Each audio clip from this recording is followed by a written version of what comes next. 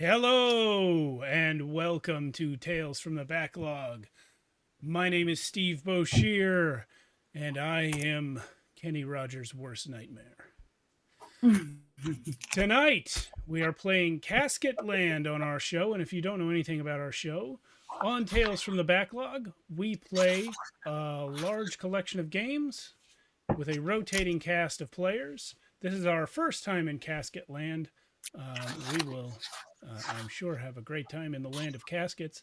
On Friday nights, we have our other show, Shadows of Arconia, which is the name of this channel as well, where we do ongoing stories in Worlds Without Number and Cities Without Number. Mostly the former, but currently the latter. Um, excuse me, that show is in person at a table, where this show obviously is remote from our various homes. So come check out our Discord. There's a link below this video on Twitch and on YouTube, wherever you're watching it. Check out our Patreon. If you like what we do, come help us do it. Money coming in will help us to improve the quality of our shows. That's patreon.com/Shadows of Arconia. There's also a merch store at shadowsofarconia.com. And I'll throw all those links in the Twitch chat while Jason introduces the game tonight. Oh yeah, I got to do that because I'm running it, right? Woo. Oh yeah. So tonight This whole thing was your idea. Yeah, I know. So tonight I'm running Casket Land. Casket Land is a powered by the Apocalypse game by Mary Enger. I'm assuming that's how you pronounce that. As you can see, I would say Marie, but I can't prove it. Sure. And it is a kind of weird West, sort of semi-horror adjacent, like I'd say like really grungy, grimdark, fairy tale-ish sort of place. And yeah, I found this like years ago, and I'm pretty sure it's still technically in alpha, but I don't think she's really doing anything else with it. There was a Kickstarter at some point. You see the link down there that says buy Casketland at casketland.com. Technically, you're buying it because I think you are going through a storefront, but it's like $0. Well, it's pay what you want. Is it? Okay. You can choose to support the creator. That's what I chose to say buy as my way of supporting the creator. I don't remember what I did when I got it. It's been a while. But yeah, I think it's really cool. It's got some really weird stuff in it.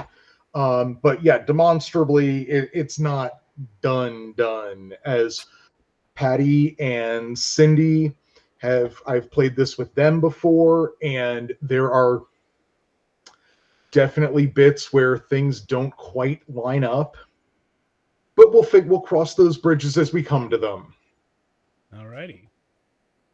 All right. So, like the big get in Casket Land is that this is a wasteland just covered in literal caskets, just in the ground, sticking out of the ground. Everything's made from thrice to quintuple recycled junk at this point. It's mostly just a flat wasteland. There are some mountains in the distance. Water's a big thing. As the players know, they've got 3 days worth of water, and they have to take 3 drinks of that a day. And getting more fresh water is not an easy get. Yeah, I don't really know what else to say to lead into it, but if y'all want to introduce your characters, and we'll get going. If Patty, if you want to start, and then we'll go clockwise. All right. So I'm the Gravediggers. My name is Daryl. This is my brother Daryl. We call him D. Um, that's what we do. We dig up graves. We salvage garbage. We take care of the messes nobody else wants to take care of.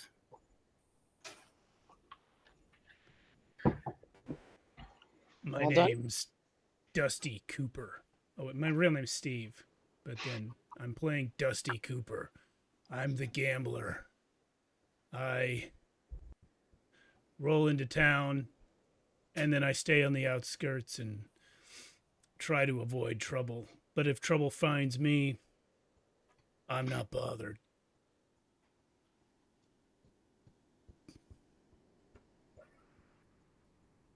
That's all. That's all I Okay. got. Oh, my name is Doc Martin. I'll fix you up for a fee, whether it's your teeth or some water or whatever you got.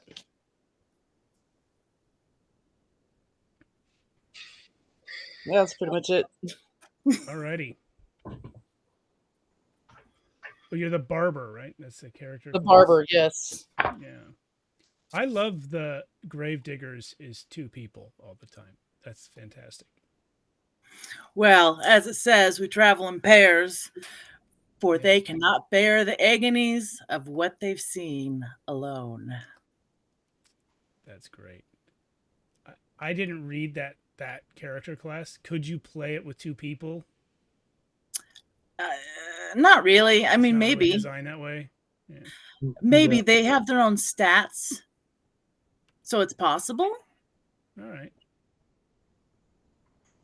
Yeah, I think that's really meant to be like a weird dual character thing. Which is brilliant. Love it. All right. Well, can you all tell me what settlement you come from?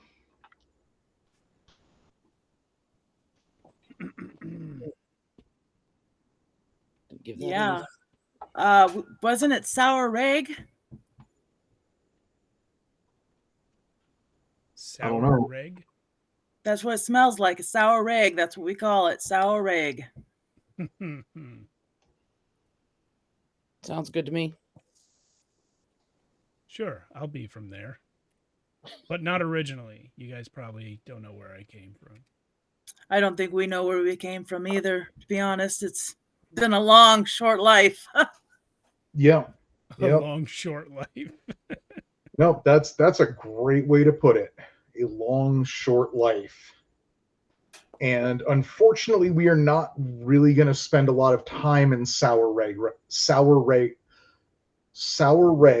right now, because Sour Reg has been overrun with bandits. The lady, Again? I know. Well, this time it's the Lady Claus and her boys, and she has taken over the town, driven all the honest, well, at least semi-honest folk out, and has set up the place for herself. Anyone that does not bend a knee to her can take a hike. You four have been able to scavenge what you've got. You managed to get a few days worth of water each, but then you had to hightail it out of there. What sort of place did you hole up when you left town?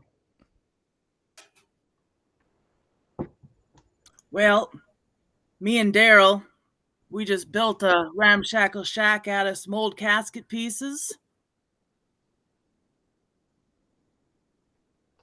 I found me a old den of some kind of animal. Still had bones in it under a hill covered in caskets. My place was like a doctor's office, made out of recycled things. Yeah. Tin or whatever, roofing and stuff. But yeah, I had a setup for people to come in and get worked on. That's where you're at now? That we escaped? But when you left town, where did you Yeah. end up? Oh, where did I end up? Oh, Where are you hiding out? I Well, misunderstood. remember, Let's see. I gave you a bunch. We gave you a bunch of those casket pieces we had left over. Yeah, I'm not very good at building, so I might have just made a bit of a lean-to out of a broken casket and hope for the best. We noticed. Y'all could have like gone into hiding together too. We keep an eye on her. That's good. That's We, good.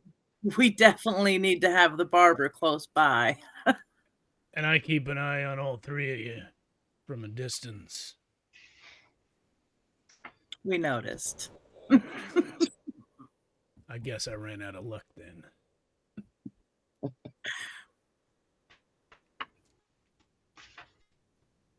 Well, the morning after you get out of town,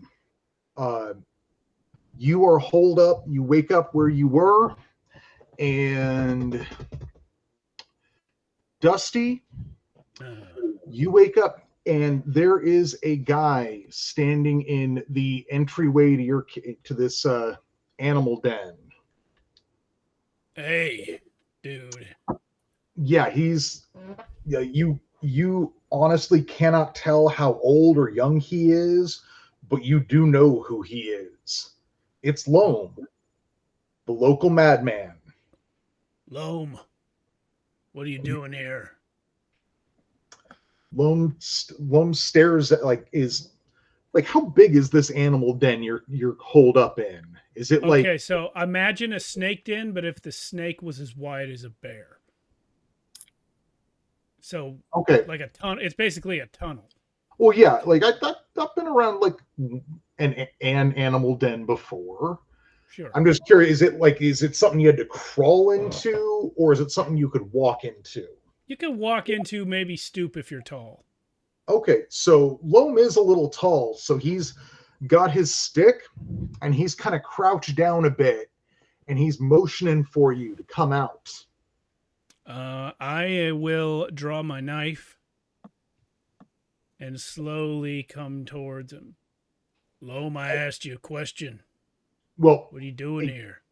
you would, as Dusty, you would know Loam will not answer you verbally. Oh, is he mute? Pretty much. So you know he won't answer you verbally, but he's asking you to come out of your cave. I'll come out. As you come out, he pulls out his notepad, or he pulls out a little broken chalkboard from inside his robes, and he's covered head to toe in robes and bandages. Like you can't really see a lot of him except for like one bloodshot eye. And he takes out a bit of just jagged chalk and scratches onto his little chalkboard. Want to get the town back? Well, it's like this, Loam. You gotta know when to hold them, know when to fold them. Yeah, Loam, we got to get the town back, Loam. Obviously, yeah.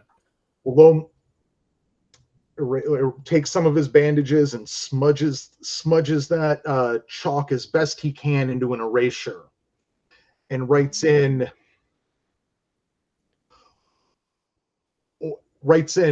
or when to fix the hand.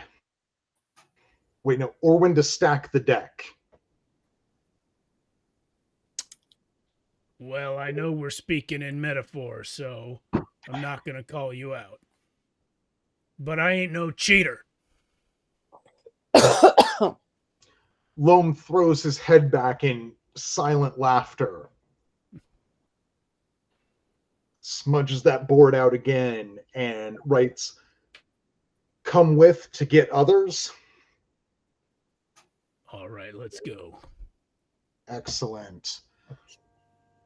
So Loam leads you to, like, not too far away, where Doc Mortem, Daryl, and Daryl's brother Daryl are staying.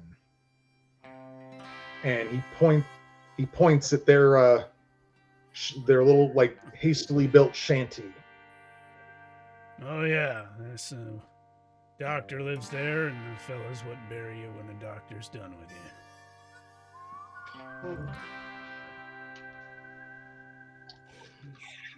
It's a very symbiotic relationship. Hey, whatever works, right? Yeah, So, let's roll up on them. Loam steps up to the little shanty and wraps his stick on the. Is there a door to this shanty? There is. Okay, he's gonna wrap his stick on the door to the shanty. Well, I'll swing it open. Well, hello! Didn't realize we'd have visitors. Well, I came here with Loam. He's got some kind of a plan. Does anybody need an amputation? Not at this time, but maybe in the near future. Very good. Hey, Doc, what's going on out there? Loam's here. Let's go outside so we're not so cramped. Come on, D. Let's go. And I'm going to step out and tighten my bandana around my face. Pat the hand that's dangling around my neck. Hey, Loam. He waves hello. And then motions to his chalkboard again and scratches in on it. Want to get town back? Do we need it? Do we need it? Of course we need it. All of my stuff is there. Do you? I can find new stuff. Me and D, that's what we do. Fresh water? Question mark? Oh, yeah, there's that. Yeah, I guess we better get it back. Also, recent events aside, does usually help to have more people around with guns. Didn't seem to help with this time. Well, maybe we're the ones to help them. And D pulls up his shovel and just kind of gives a look. I mean, you think to this, and admittedly, Lady Claus and her boys definitely had bodies and guns with them when they took over the town. Well, I guess we can bury him. What do you think?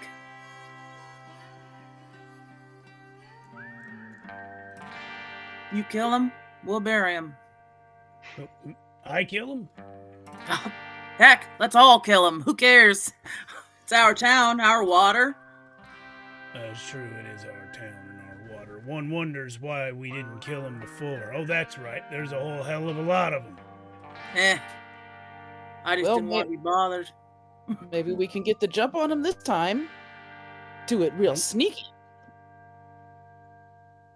Now, we all know that Loam here is, well, let's just say somebody stole his rudder. But if he's got an idea, I'm willing to listen to it. What's your plan, Loam? Loam perks up at the sound of you all focusing your attention on him. And he starts writing in, I do has plan. Erases it.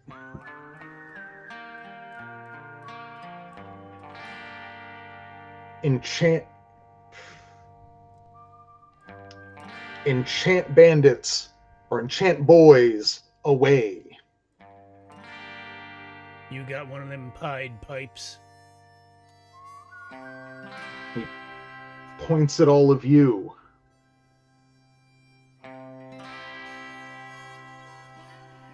Erases it. You want Daryl to put on a pretty dress or something? You can get them. I ain't wearing no dress. We inviting them to a game or something. No dress. Races again. You'll get witch lights. Races it.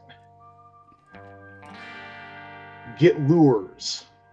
Races it. Lures boys away. Witch lights. Hmm. What do we know about those?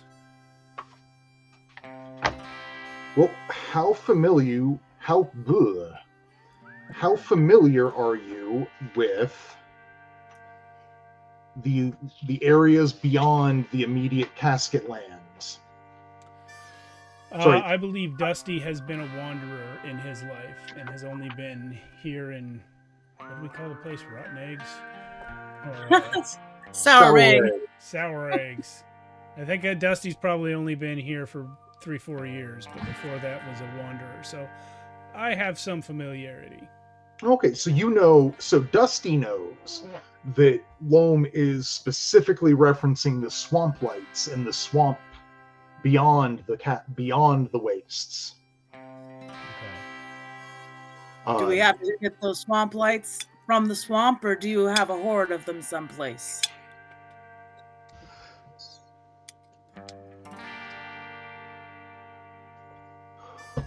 Loam silently laughs again and writes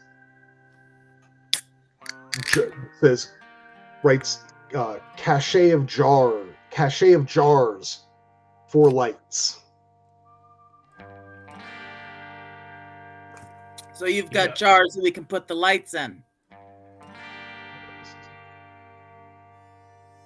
You can get jars to capture lights. Okay, so your plan is for us to go get some jars and for us to go capture some witch lights and for us to lure some bandits out of our town. What's your part in the plan, Loam? Help. This guy's studying to be a half-wit. All right, so by some miraculous means, we're going to find unbroken jars and we're going to capture swamp lights. How are we not going to be enchanted by these swamp lights ourselves? That's a good question.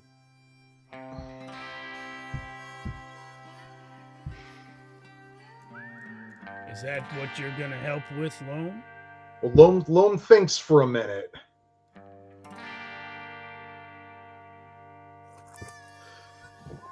And he writes in, good question. First get jars. Go from there. So which one of us is gonna walk right into a town and buy some jars? Well, okay. Go town. No gonna town? say- Are we... Ruins. Special jars. Oh, So like the jars you've gotten, the jars you have in town are like, I mean, they're just really greasy. Yellow stained, mostly cracked.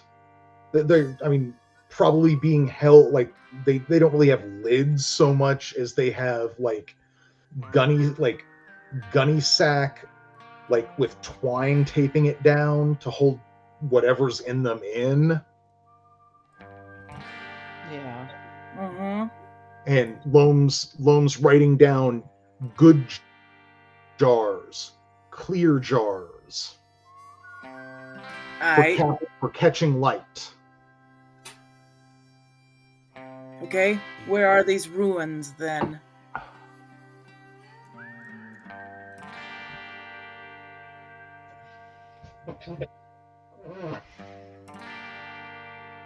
He thinks again and writes out, like puts away his chalk and board and pulls out a small notepad, or actually a bigger notepad.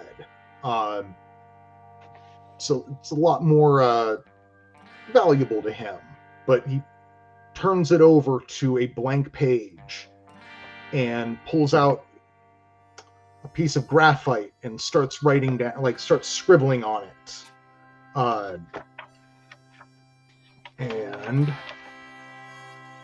when he's done, he tears the page out and holds it out to you, to all four of you. I will take that. All right. So on that page is written that you need to go to a ritual site in the Eastern Hill. You all know of the hill to the east. Mm-hmm. It looms in the east of the Casket land. There's a little bit of plant life there. And there, that in his writing, he says there's a ruined settlement there with a cache of jars. Get those and bring them back here. When you return, he'll have a solution for how you will not get entranced by the swamp lights. Are you going with us, Loam?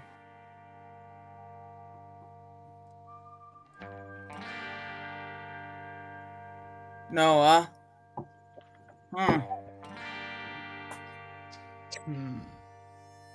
Well, Loam obviously has to sit here and think. He's got his job and we've got ours. Let's just go. All right, D, let's go.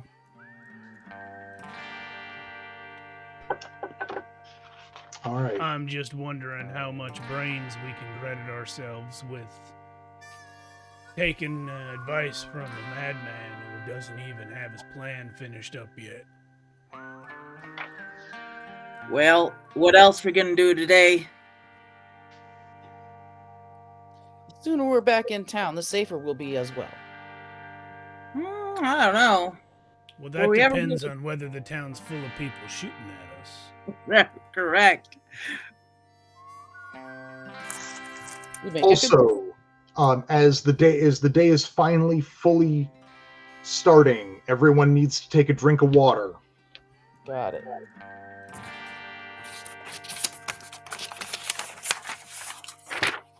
We better get to that swamp.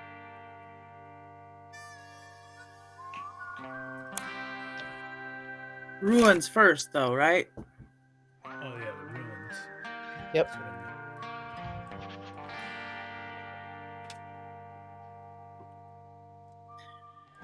mean. All right. Well, are you leading then, Dusty?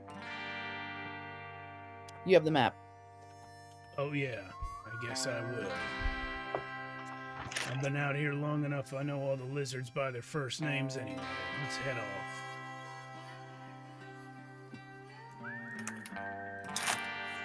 me and D will take up the rear. Doc, don't you be cutting no limbs off while we walk, you hear? Oh, you're so funny. Seen it happen. This horrible thing. You know, when we need it removed, though, it'll be handy having her along. Exactly. I like your cheerful attitude, Daryl. Thanks. All right, Dusty, let's get the hell out of here. All right, we are heading off. Yeah. So Stepping y'all over get caskets. Oh yeah, stepping over, stepping around, stepping through sometimes. Who built all these fucking things? Do y'all have any thoughts to that? Well, I know me and D, we've probably built a couple thousand. That many? Probably. Man. I think at some point people would just start burying them without the boxes. It seems easier. Yeah. Be honest, we just take those ones over there. put them over there. You upcycle. Yeah, well, don't go putting that on your business cards. D just shakes his head.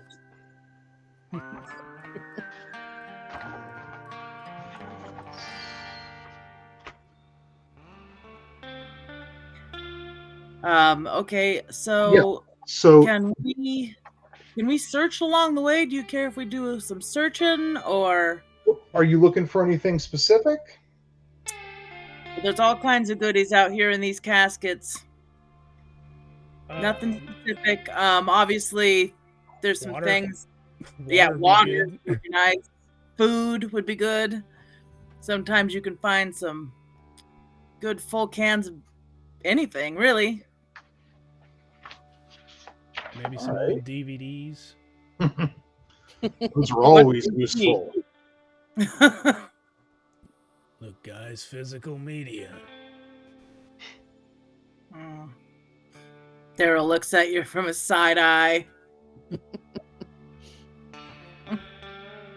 People used to throw these, cut each other up. You have any of those? Nah. Shit.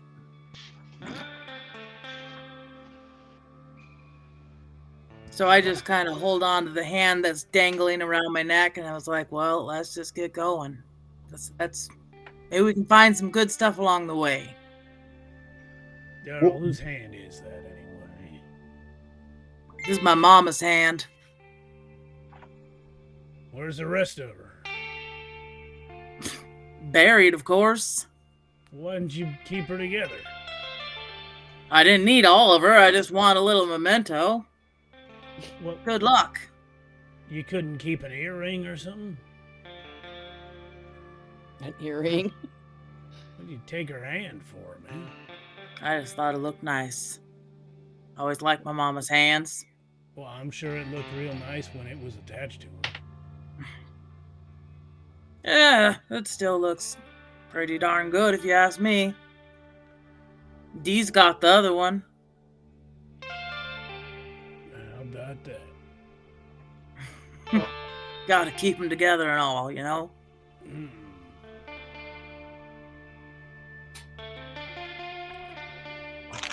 So yeah, so do you want to search around for stuff? I do. Yeah. Yeah. Is it like an investigate roll? Well, there is you can investigate. That is a basic move, but Yeah. so what I'm curious is what are you doing to investigate? Well, Daryl suggested looking in the coffins as we go by. I think that's probably the most obvious thing to do. But I'd like to do that, but I'm not just gonna rip open caskets. I'm gonna use the end of my shovel to pry off, peek inside some of these caskets. I'm not gonna just go head first. And I, for some reason, have a pitchfork, which I will use for the same purpose. Sounds good. Yeah, I mean, mostly what you find are desiccated bodies, old skeletons, but eventually, you know, you're cracking them open. You're getting into kind of a routine, cracking them open, looking, dead body, cracking it open, dead body, cracking it open, skeleton. If it hadn't been open, or if it had been open the whole time, it'd be a sun-bleached skeleton. And you're getting kind of into a groove on this, you know, as you travel east, until you crack one of these caskets open, and just these horribly pale worms burst forth from like where the expected dead body would be, and have a go. They smell just of rot and unease, and all of you, like Daryl obviously recognize grave worms. Oh yeah, We got this. Dusty has dealt with grave worms before in his wanderings. Doc, if you haven't engaged with them before, you've at least treated people who have dealt with grave worms. Yeah. And let's see. There's 2 of them. And they are just like, I mean, almost just pale, like somewhere between like just cream, pale cream, vaguely yellow lampreys, but significantly larger. All right. Gross. And Me and Daryl got this. What are you doing with it? Well, me and Daryl are both at the same time going to chop at it with our shovels. Alrighty. That sounds like a really good thing to do. So you're going to roll me plus... Brawn. Yeah. Yeah. You're going to roll me plus brawn for the 2 of you. Okay, so I got 7 and D got 5. Are you supposed to be rolling those separate? Yes.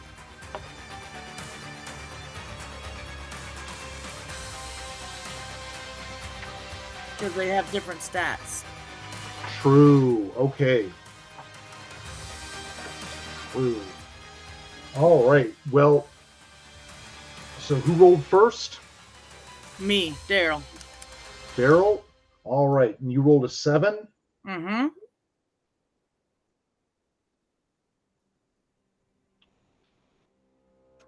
And what is Daryl wielding? A shovel. All right.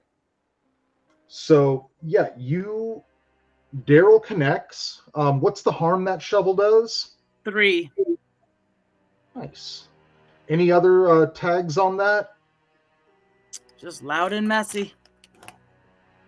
All right. So, here's the thing. You're gonna hurt it, but if you want to hold on to your shovel, it's gonna get a bite back.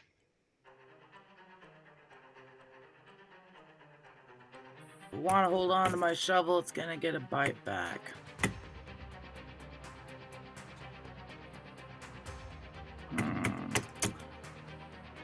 Well, I'll tell you what. I will stab it into the worm and step back, letting go of the shovel, but D's going to keep hold of it.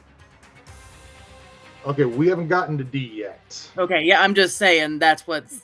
So I'm gonna shove it in and let go of the shovel. All right, so you let go of that shovel so it can't bite you back. Mm-hmm. And what did D roll? 5. All right, well that did not go super great. So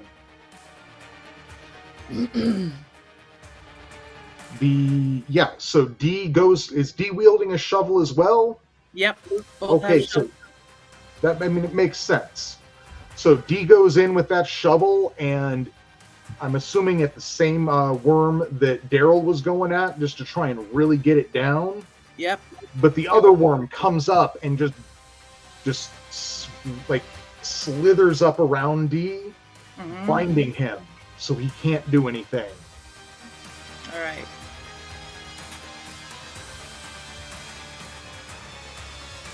Doc, Dusty? I am going to use my 50-50 attack. All right. Yeah, I saw that. That's fucking wild. Yeah, this is what I get instead of rolling an aspect at character creation. Yep. I Yep. roll 1d6 instead of 2, and then that tells me everything that happens. Yeah, let's do it. Got a 4. Trapped. Self-harm. Binding. A backfire. You believe you're suddenly trapped in your own casket deep underground. You cannot move for the remainder of the round. Oh no. Oh no. Oh, these must be psychic grave worms. Apparently. Oh no. Ow. You know Dang. what? Here's what I think. I think Dusty Cooper has maybe a little bit of a hang 'em high backstory. I've probably been trapped in a casket before. Makes sense. Yeah, And I just want I'm to having flashbacks.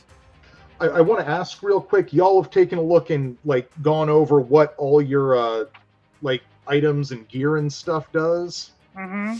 Yeah. Yeah. Okay. Except that I can't remember what the dead hand does when I don't have the book on me.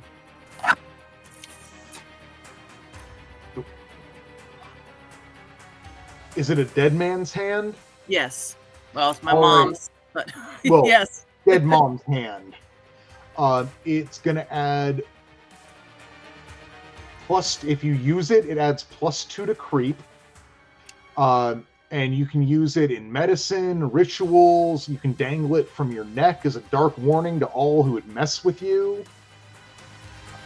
Perfect. Thanks.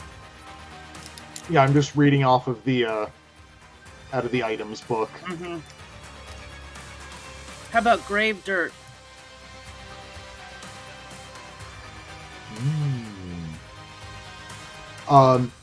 Give me a sec. Probably under G. Or not. Oh, nope, there it is. So grave dirt.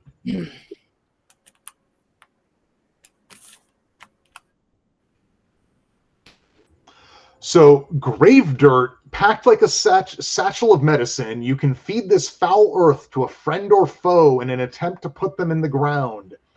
Add the grave dirt to a successful attack and cause your foe to lose an additional 3 vitality. Okay. Nice. That's cool. Yeah. Be interesting shoving that down something's throat. Right.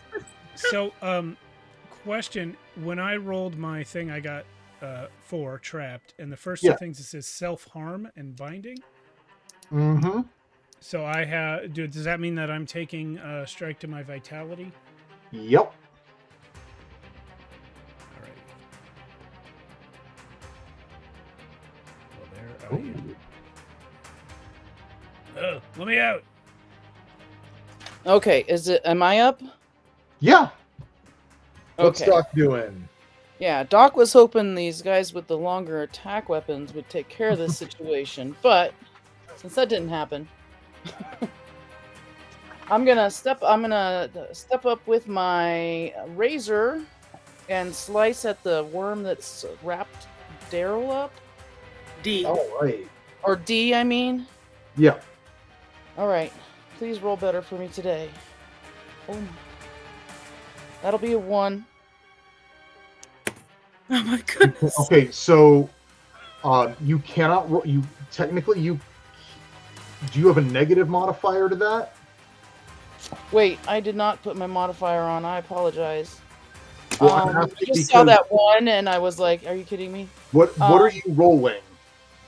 I'm doing plus brawn for attack, right? No, but what die are you rolling 2d6 plus brawn? Oh, is it 2d6? I forgot. Yes. My Oh, bad. so I rolled wrong then. Anyways, keep going. That's 8 then. Nice. That's better. And how much what kind of harm does that scalpel do? It does 2. Okay.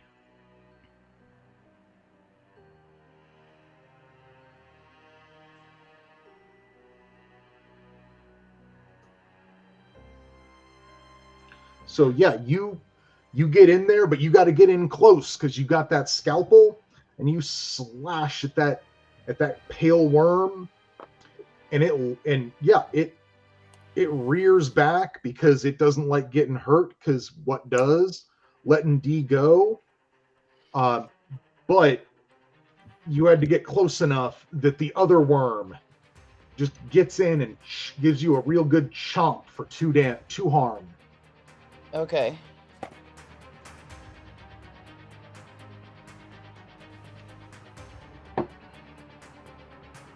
All right. Now, I normally would not retcon something like this because it doesn't matter too much, but I also forgot to apply my modifier in my roll, and it should have been 6 instead of 4, which is really, really fun. Well, so Steve, Yeah. do you add anything to that 50-50? Yes, it specifies I add creep instead of brawn with my 1d6. Oh, okay. So my creep is 2, so instead of trapped, I got binned. So I still get self-harm, but twice as much. And instead of binding, I get loud, so I start screaming all of a sudden. Okay. And I roll on the okay. chart of terrible things, terrible which is why I things. wanted to retcon it, because I love bringing in the fun mechanics. Yeah, let me find that chart of terrible things. That's going to be page 27-ish. Yep, there it is. Give me that 2d6 roll. Well, I already did it. It's Yep. 6 and 1. Removal of extremity. Oh no! What did you cut off of yourself? That's why you're I screaming. have a hard time imagining how I could cut any extremity off with a pitchfork, other Well- than a foot. Well, I mean, you could have, you're going after. I mean, these worms aren't like that small. So when you shouted, and Maybe one of them bit my arm off. yeah, maybe That's what one I of them think. bit something off. Okay, I gotta lose an arm. I can't lose a leg. We got a lot of walking to do. So All right. I will give up my left arm, which also means giving up my pitchfork because it's a two-handed weapon. But it's okay. I have a knife, guys, and a lucky feather, which I probably should have put in my hat earlier. Yeah. So Dusty Cooper is now screaming and writhing on the ground, blood gushing out of his shoulder, and his arm a little ways off to the side. All right. Well, Steve, I'm going to point out you have other items. Yeah, I have a trick deck, loaded dice, all tail. Nothing particularly helpful. What do those loaded dice do? Do they do stuff? Yeah. Okay. Yeah. So you didn't look at what your stuff does. I guess I just assumed that anything that wasn't a weapon was clutter. No, it's not. No, everything's got stuff it do. So like your loaded Oh. dice, Okay, you I can see. use your But loaded dice to reroll a single outcome once per day. that is cool, isn't Yes. Yeah. it? All right. So what I will do is I will only go back one die roll, and I will re-roll the terrible things check. Perfect. I mean, honestly, I will let you re-roll that 50-50 roll if you'd like. I appreciate that, but I think it's more interesting if something real bad happens. Okay. No, that's perfectly fair. So I got 2 dice. The red one's going to be the first column, and the white one will be the second column.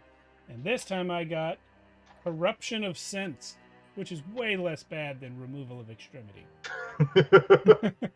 Yeah. Everything But smells you're like still- shit now, guys. But you're still yelling. Oh, yeah. I'm definitely still yelling. I still took the 2 harm. Yeah. No, I enjoy engaging the fun mechanics. So Okay. No, well, that's why I was also pushing to go. Like, wait, did you looked at all the stuff you've gotten, what it does? I thought I Because- had looked at what all the stuff does, but only because I assumed some of the stuff did nothing. Okay, no, there is some stuff in like a couple of the playbooks that, like, I oh god, Patty, or what was the thing that you were asking me about, because it's not actually in any of these PDFs. Do you remember what that was? I'd have to look at the books. I mean, Yeah. the pages. But it was an item in one of the something a character playbooks. has, for sure. And because I was looking at everybody's characters and everybody's things. Let me think on that. Yeah, I'll no try to- worries. But just it was something it's not in this version, but I actually have an older version of this. Oh, and it's Hair of the there. Dog. It was That Hair of was the it. Dog. That was it. Oh yeah, I remember. It wasn't in because one book, but then it was in your other book. Yeah, it was like in an older version of this game, and it was like, oh, like I'm going through, and I'm like, yeah, it should be in the items, and well, I'm gonna check the old version, and oh yeah, here it is. Yeah. So, yeah, She removed it from the items list, but forgot to remove it from the game. yeah. But it's nice and weird. It's really fucky. It's Okay. really messed up. Yeah. Definitely that. So Well, yeah. Now I've looked up the rest of my stuff and know what it does. Okay. No worries. We're all just having fun. I just Yeah. No, I appreciate it. is I'm me- glad I still have my arm for a little while. This is me Remember, trying to remind people to use their omens when we play Merkborg. Doc, don't remember what your leather strap does. Right. Oh, if I put that in my mouth, it gives me plus the brawn. Is that right? I believe so. I forgot.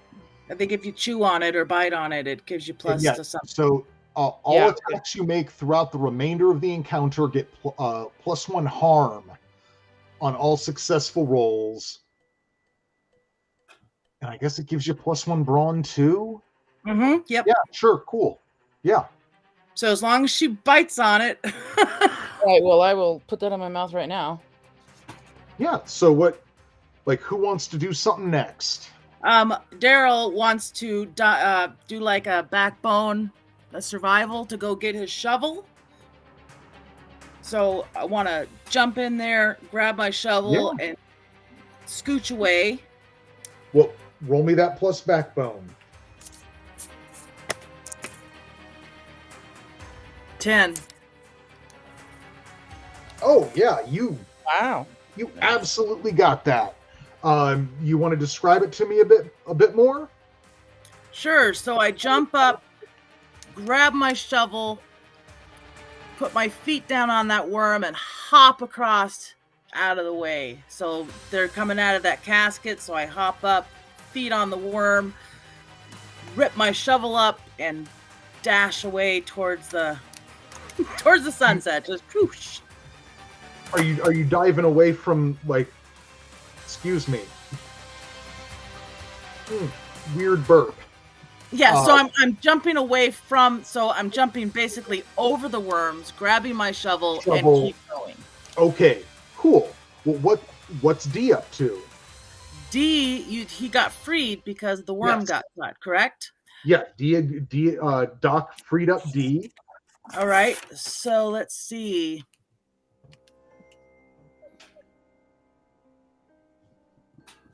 All right, so he's gonna do the put him down. He's gonna put him down attack. So that means they belong to the earth. Land a strike with your weapons and don't stop until you're ready to. Till they're ready for the worms. Each grave digger may take 2 attacks this round. So he is going to chop at the worm that had him with his shovel.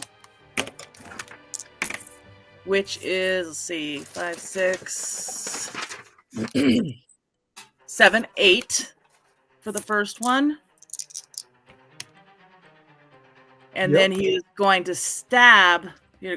After he slashes, he's going to stab backwards towards the same worm. And he just got a 9. Alrighty. And because of that, Daryl, myself, I'm going to go back, dash back towards them with my shovel and hit it again. Because I got an extra turn because of that. So. All right, well, give me a hot sec here. Sure. So.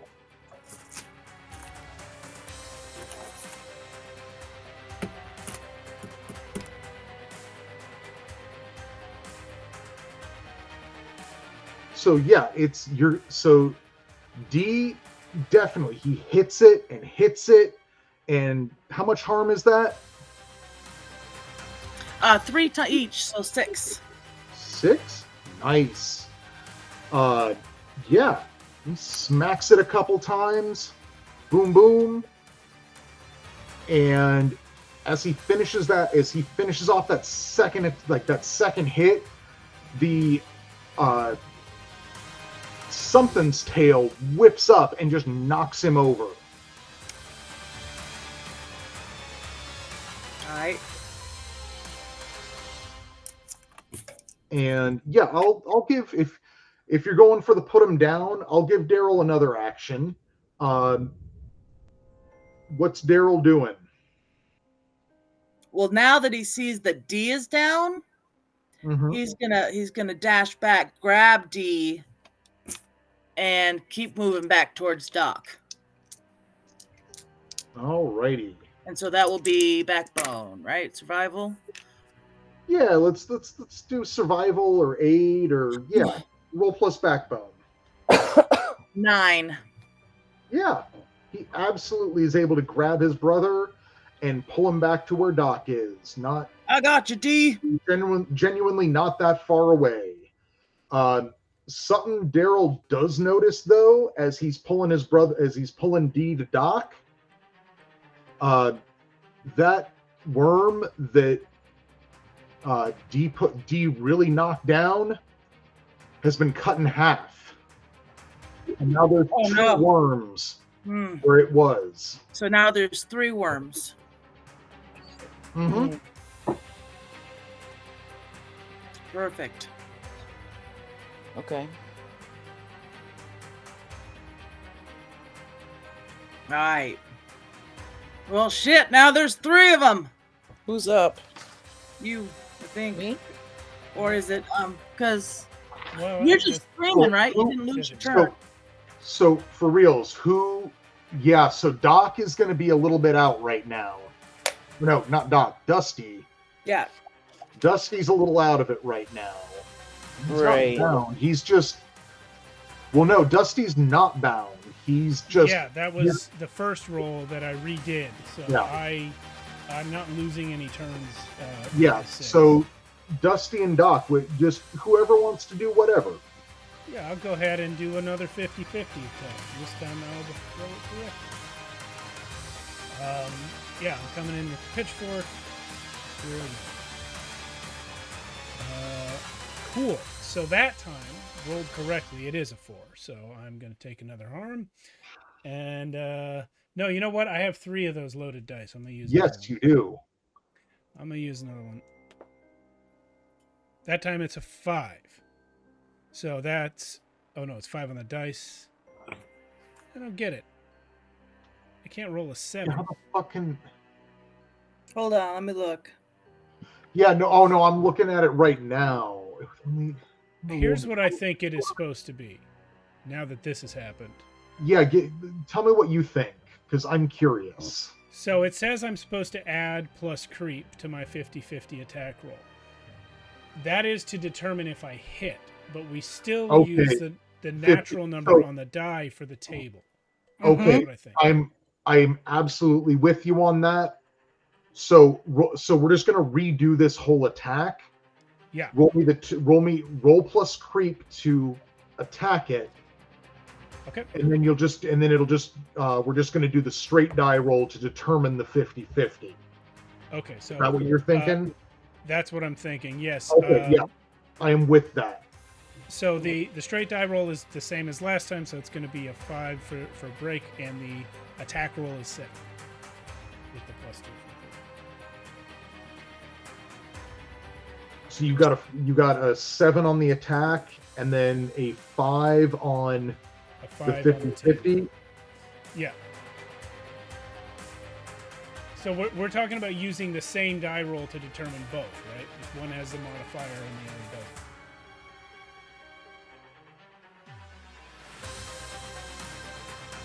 Or did you want me to do separate dice rolls?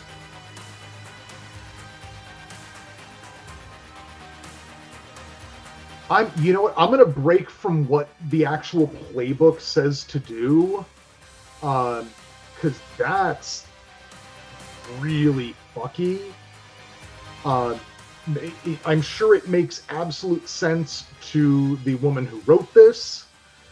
I just don't really like it. So I'm going to have you roll attack plus creep for that when you use 50-50. And if your attack goes through, you're going to roll that d6 to see what it does. Copy. Okay, so in that case, so are you saying I should roll attack normally with 2d6, or I should still Yeah. only roll with 1d6? Just because otherwise it's gonna be it's a lot. Okay. If it's going to be constantly fail or like partial success. Copy that. I've got an 11 for the attack with 2d6. Cool. So that's whatever you do goes through with no problem. Right. Then And I'd like to keep the 5 that I rolled for the. Yeah, let's do that. Yeah, let's because do I that. rolled it twice, and yeah, I don't want to get hurt again. I'm not hating at that. So. Yeah. So that's 2 harm loud. I grip the air with my hands, all right, and snap it over my knee. The sound of my enemy screams, I know something inside them is broken. So the enemy must roll on the chart of terrible things. Ooh, okay. And take 2 harm. Oh, so this isn't against you. This is what happens to them. Well, each entry on the table is different. So the previous one happens to me, but this one happens to them.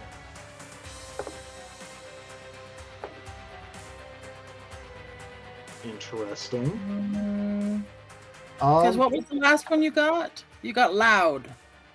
Yeah. Well, if you look at the table in the Gambler's playbook, all of the odd numbered ones harm the target, and all of the even numbered ones harm myself. Oh yes, I see. Self-harm. Harm, self-harm. Yeah, I'm looking at it. Yeah, I see.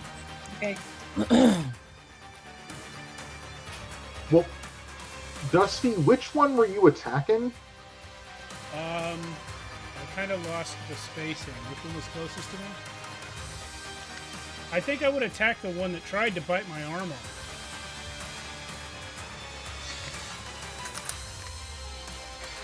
I'm gonna rule that's this one.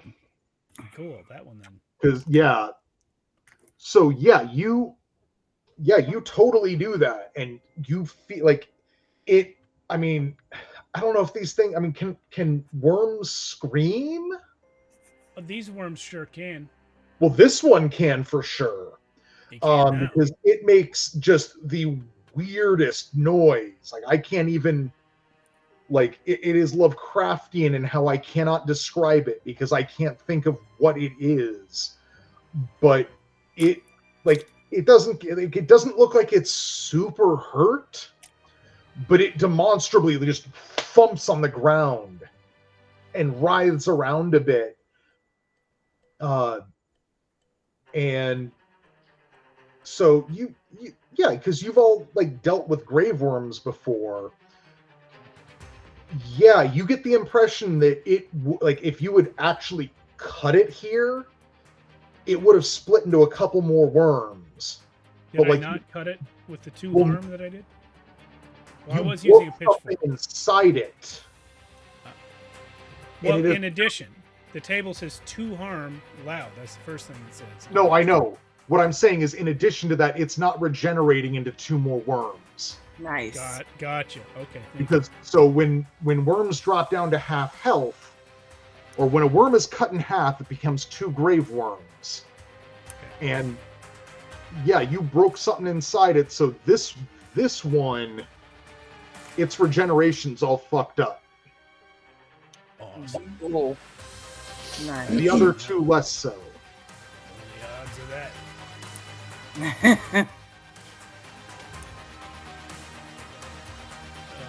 So that's Doc's turn, yeah?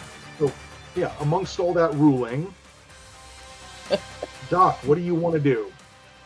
Okay, well, Doc's getting really worked up. I've got a razor in one hand, a scalpel in the other. My leather between my teeth. one of those worms, I'm going to use to the bone.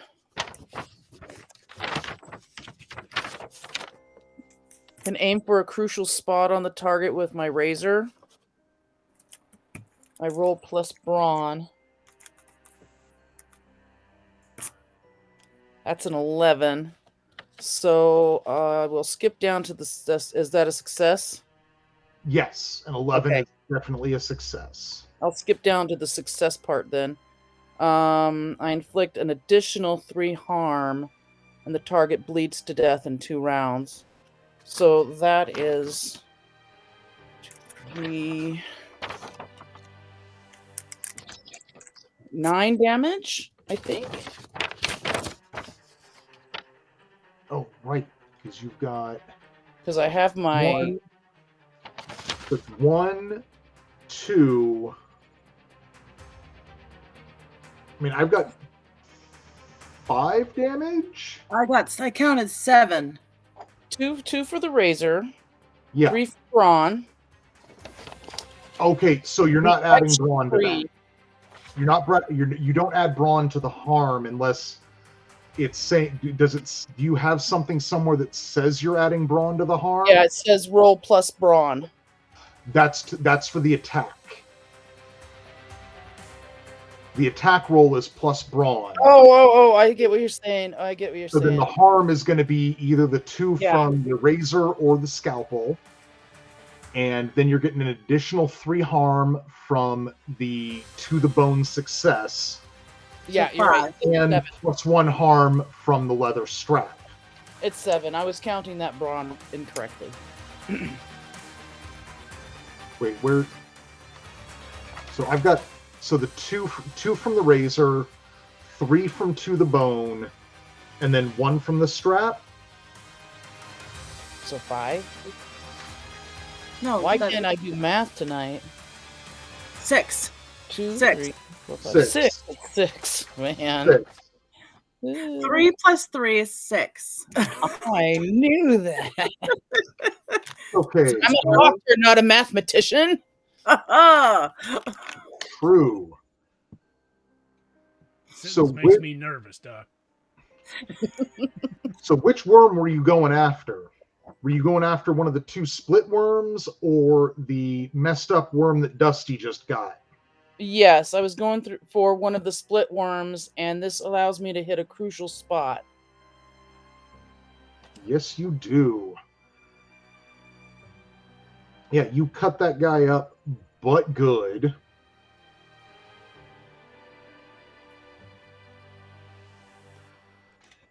And 2 smaller worms appear in its place, or grow in its place. Do they both get bleeding then, or just one of them? Yeah, they're both going to die in 2 rounds. Okay.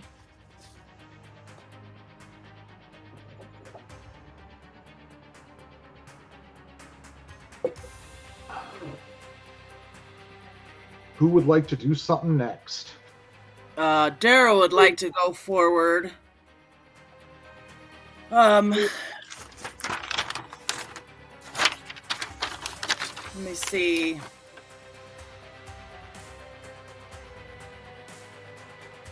Yeah, Daryl's gonna go forward with the shovel because there's 2 worms now, or 3. There's 3, right? Technically, there's 4 right now. 4. So I want to go to the one that she is sliced. No. Actually, since it's going to die in 2 rounds, I'm going to go to the one that isn't going to die in 2 rounds with my shovel. So are you going for the one that knocked D over, or the one that Dusty messed up? D over. Okay. So that's a 10. 10 to attack with 3 damage. Excellent. And then D's going to come right up almost in sync. As soon as I make contact, D's going to make contact. And then he got a 12 for another 3 damage. Alrighty. Well, yeah, you absolutely you mess that worm up, and it just goes down and splits into two more worms, one of which D takes out. Nice. I'm losing track of how many worms are out here. There are still 4 worms. There's 4 worms. All right.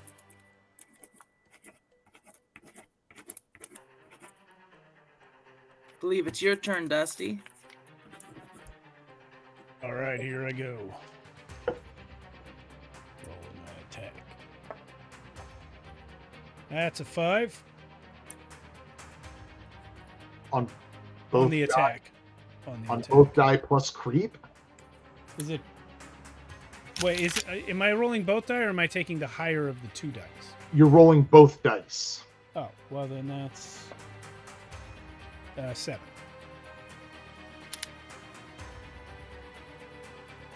All right. What that is going to mostly get through. So what does that do? I have rolled a 5 again, the same as last time. 2 harm, loud, and roll on the chart of terrible things.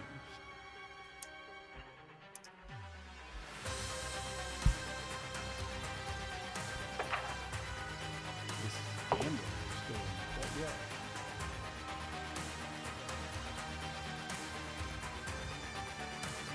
well. All right. Well, yeah, you have like which one were you attacking the same one? The same one as last time. All right. Yeah, you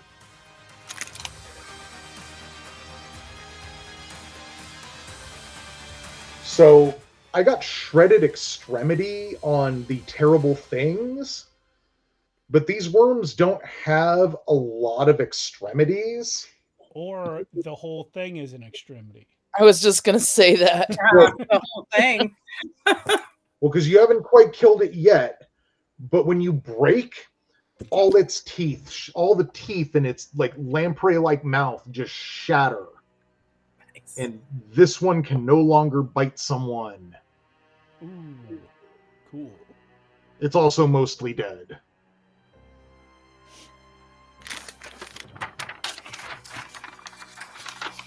All right, so we've got 2 bleeding to death, right? Yes. There's 2 bleeding to death. And There's the one that Dusty's been creepily messing up. And then there is the other one.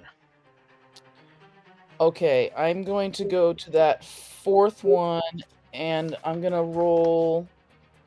I've still got that leather in my mouth, and I'm gonna use Yep. to the bone again because that worked out pretty well. All right.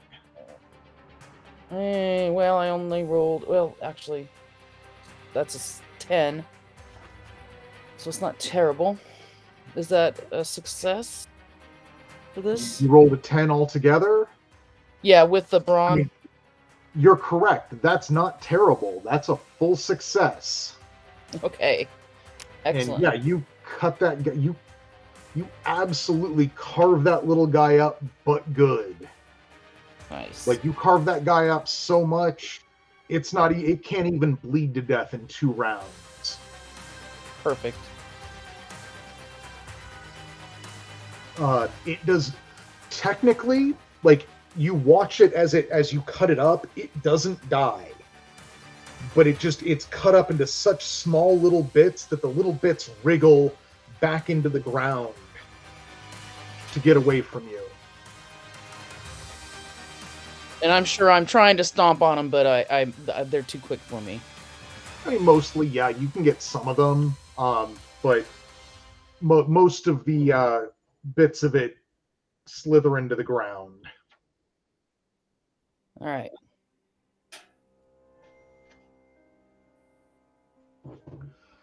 Daryl?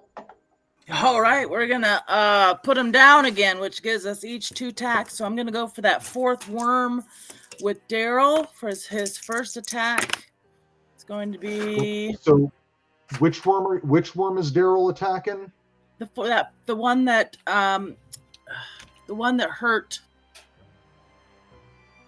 So Dusty. right now, Dusty's there's worm. only 3 worms. Mhm. There's the 2 worms that are bleeding out, and there's the worm that Dusty has been creepily messing up.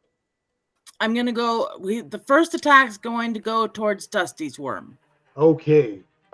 Give me that. I got a 9. All right. That is. And that'll do- Give me a sec on that. sure. This guy. Yeah, you know what? You take that guy out. Okay, so I'm going to turn, I guess, to my right to the closest worm again and go right for its head with my shovel.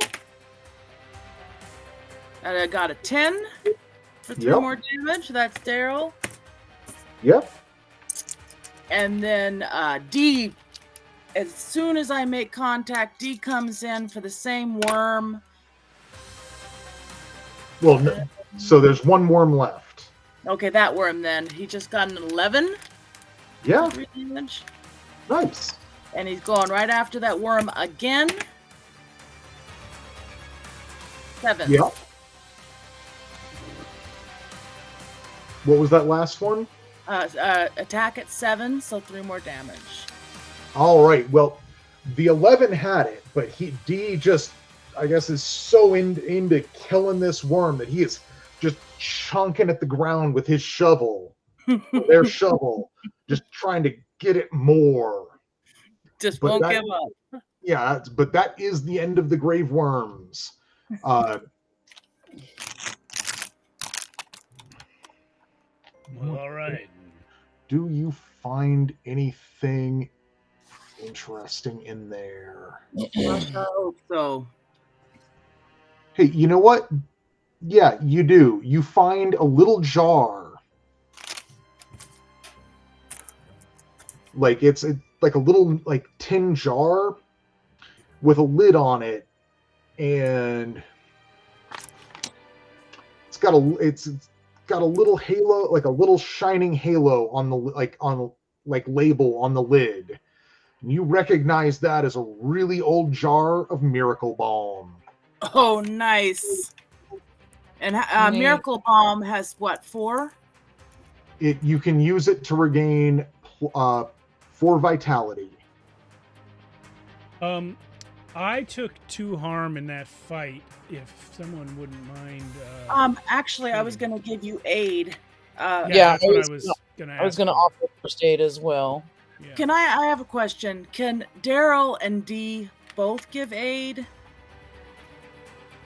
I think that's moot because I don't think I can receive aid twice in one scene. Yeah, once per injury or status condition. Right, Well, I right. took these both on the same injury, so probably only But get for to heal future one. reference. Future reference, can D and Daryl both give aid?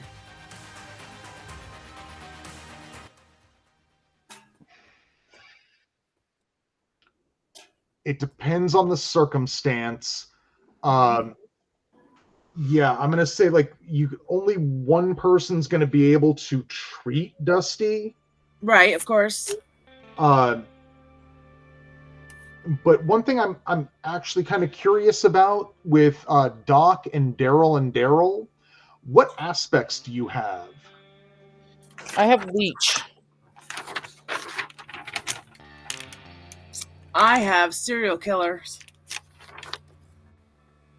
Ooh. Nope, went too far. Nope. No, I didn't.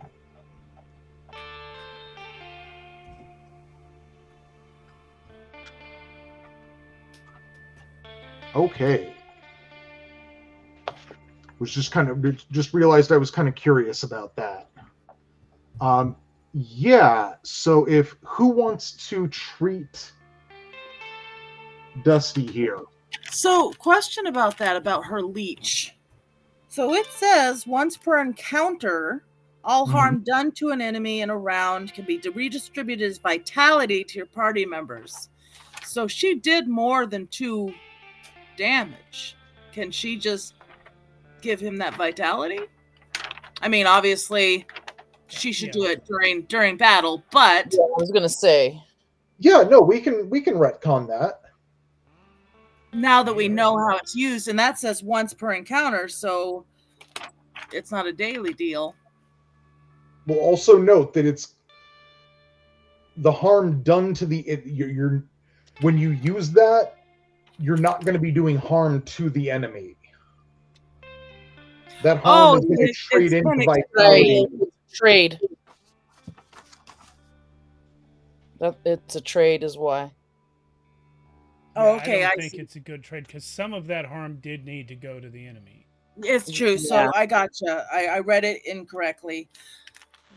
And with the Miracle Bomb, is it 4 doses or it can heal up to 4 vitality? I'm going to say, it could heal up to 4 vitality. You could technically pick and choose it. So like, yeah, you've got up to 4 vitality. You can heal with that Miracle Bomb. Right. Okay. So, for example, if Doc gave him aid, I could give him a smear of Miracle Balm, and he would be healed. Because that's not technically aid. No, you could literally just give him the smear of Miracle Balm, and he'd be healed. Like, you don't have to roll for that. Let's do that then.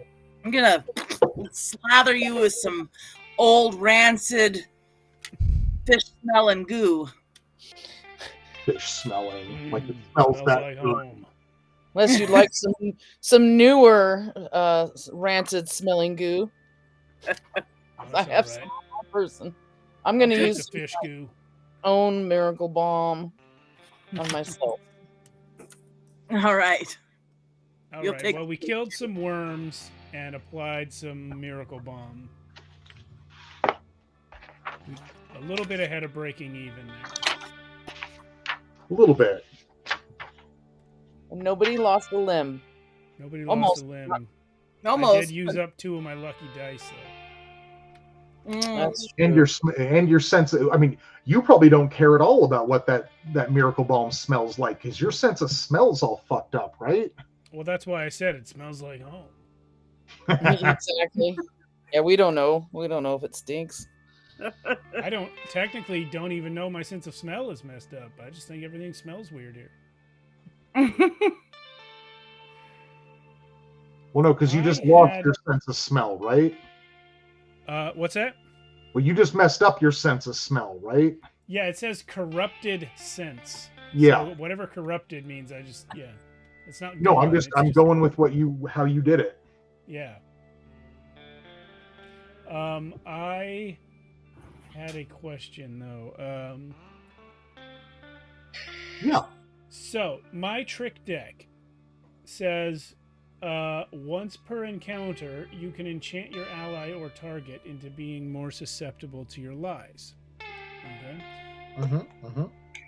I have 3 trick decks. So does that mean I can do it once per encounter, but only 3 times total? Or does that mean with my 3 trick decks, I could do this 3 times per encounter? I'm starting to see what you mean about it not being super finished. So you're asking if your decks are consumable. Yeah, are they consumable, basically, is the question.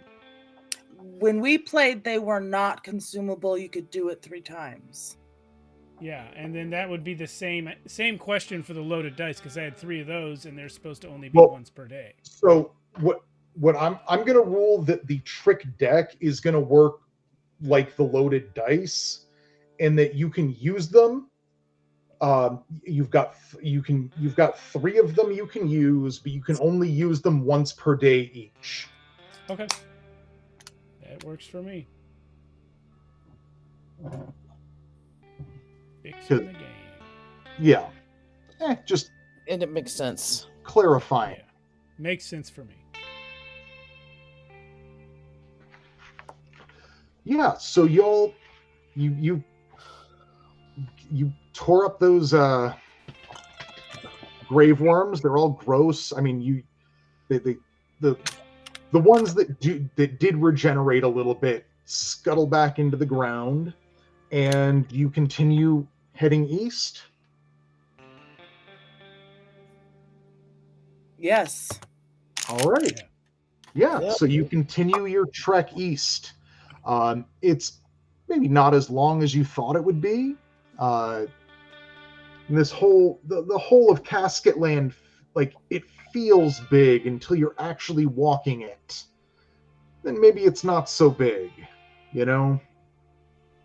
Uh, because the Eastern Hill is quick to take up the horizon. Mm-hmm. There's parched plant life, uh, some some ruined creeks and trees, and much as the rest of the place, half buried caskets dot its landscape.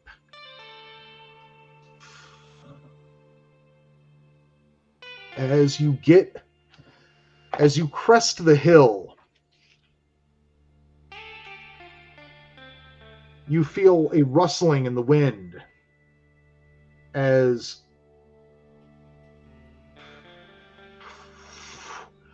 a dust devil picks up. Ooh.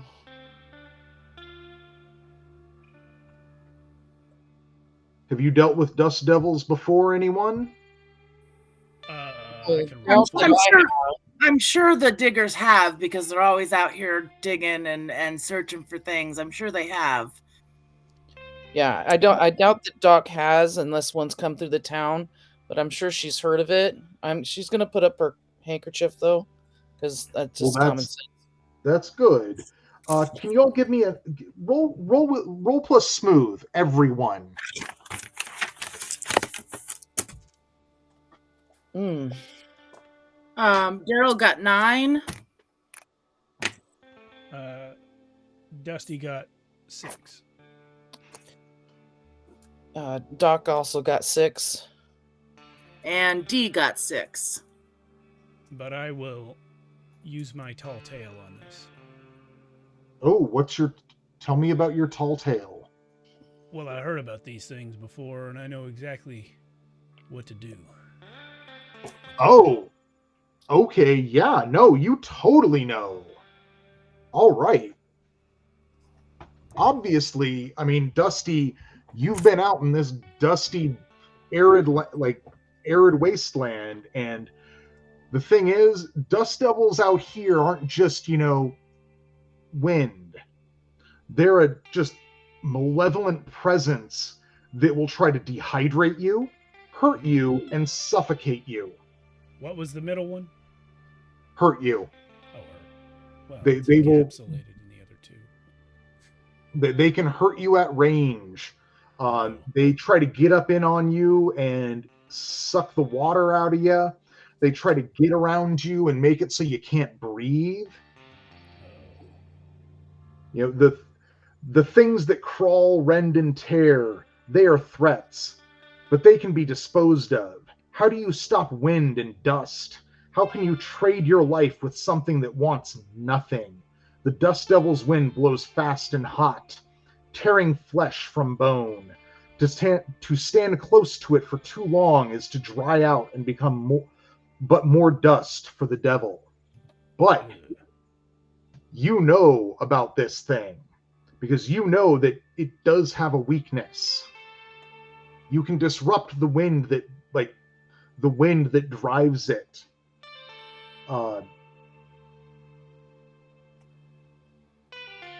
And disrupting the airflow to the dust valve, disrupting the flow of the dust devil will quickly destroy it.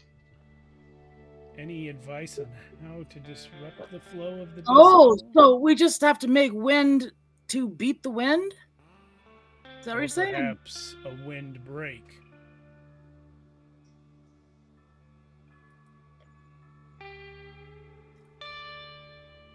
Well, me and Dee are gonna grab some casket lids and just start flapping them around like a like a fan, like a.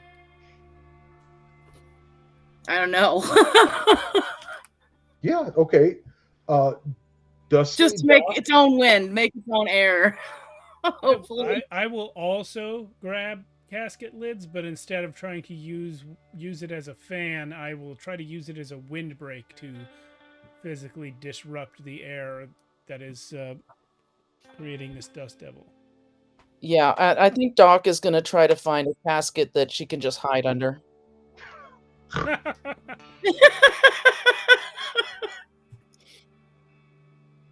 That's fair enough. Life Fight is simpler away, when you you plow guys are around the stump. Pardon? I said life is simpler when you plow around the stump.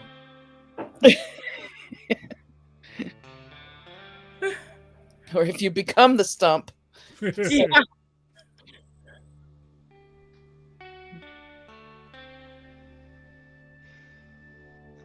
Okay, so Dusty, Daryl, and Daryl, I want either a backbone, brawn, or creep roll.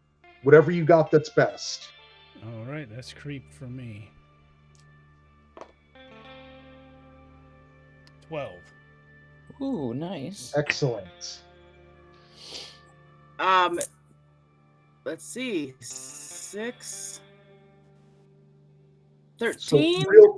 real quick, what I'm shooting for here is there's essentially a 4-count clock. And every success is going to tick that clock down by 1. And when So it is that hits 2 0, successes? well, when it hits 0, the dust devil is gone. Nice. Okay. So I've got a full success from Dusty. Mm-hmm. Daryl, what did you get? Daryl got a, let's see, it was a 13.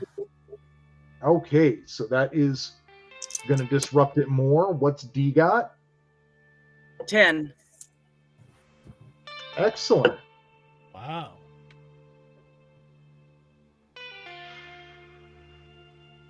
Mom's hand got us through that one. Mom's hands. Oh. Well, okay then. So that was a 10, 13, and another 12. 10 and 12. Yeah, it was 12, 13, 10. Yeah. Okay, so the thing is, the suffocation actually gives you a -2 modifier on your attacks. Ah, That 12 and 13 are still good. The 10 Would be an 8. is the 10 will still get it through, but D is gonna lose a water. All right.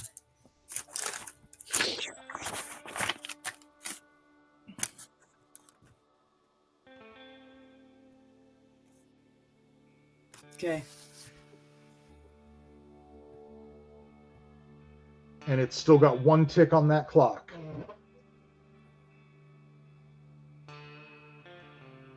Did you need the doc to roll? Sure. What are you doing, Doc? Hiding under a casket? That doesn't really require a roll. Okay, fair enough. We're just going to keep doing what we're Okay, doing. then 1, Yep. 2, 3. All right. Dusty, yes, sir. some of the dust devil has kicked up some of this debris and just general junk that litters the ground of Casket Land, and it just picks it up and does 4 harm to you. Ooh. Oh, no. Well, it would. Except that I'm going to go ahead and take a drink of water, my extra drink that I have from my lucky feather, and reduce that to no harm. All right.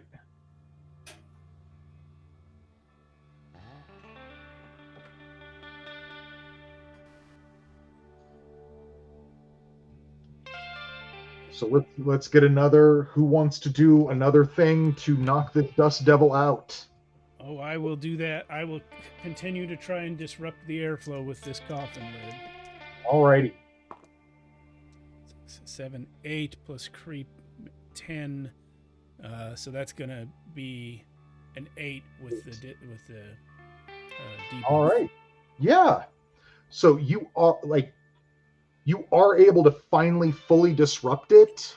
Unfortunately, before you did, it did suck one water from you. I'm down to 1. You're down. Wait, what? What? Yeah, how? How? How am I down to 1? You had nine waters to start. I had 9 waters. I thought we started with 3. No, you So have you get 3 3 days days worth. worth of water, but each day is 3 servings of water. Yeah. Holy cow! So my lucky feather gives me 1 extra water. Does that mean I started with 10 or started Yes. with 13? Yeah, Exactly. 10. Okay. Well then, I'm not down to 1. I was like, holy moly. Yeah, what? Oh no. That's So why do I you- immediately said we should be looking for water when you started opening. Yeah, I thought I only had 3. Oh yeah. Yeah, so if you look at one, So I drank 1 in the morning. I drank 1 just now to drop that harm, and I lost 1 to the dust devil. So Yeah. but one of those was your lucky feather. yeah. Right? Yeah, so if you look at the character sheet, on the there's the little water canteen. Yeah. Essentially those notches, or like those segments of the strap, that's your water count. Yeah, that's where I've been tracking it, but I didn't have Okay. it full up. Okay. Yeah. Alrighty. Well, So as that's helpful. I lost some water and ended up with more than I had. always a plus. Yeah. All in all, a good day. Could be worse. It really could be.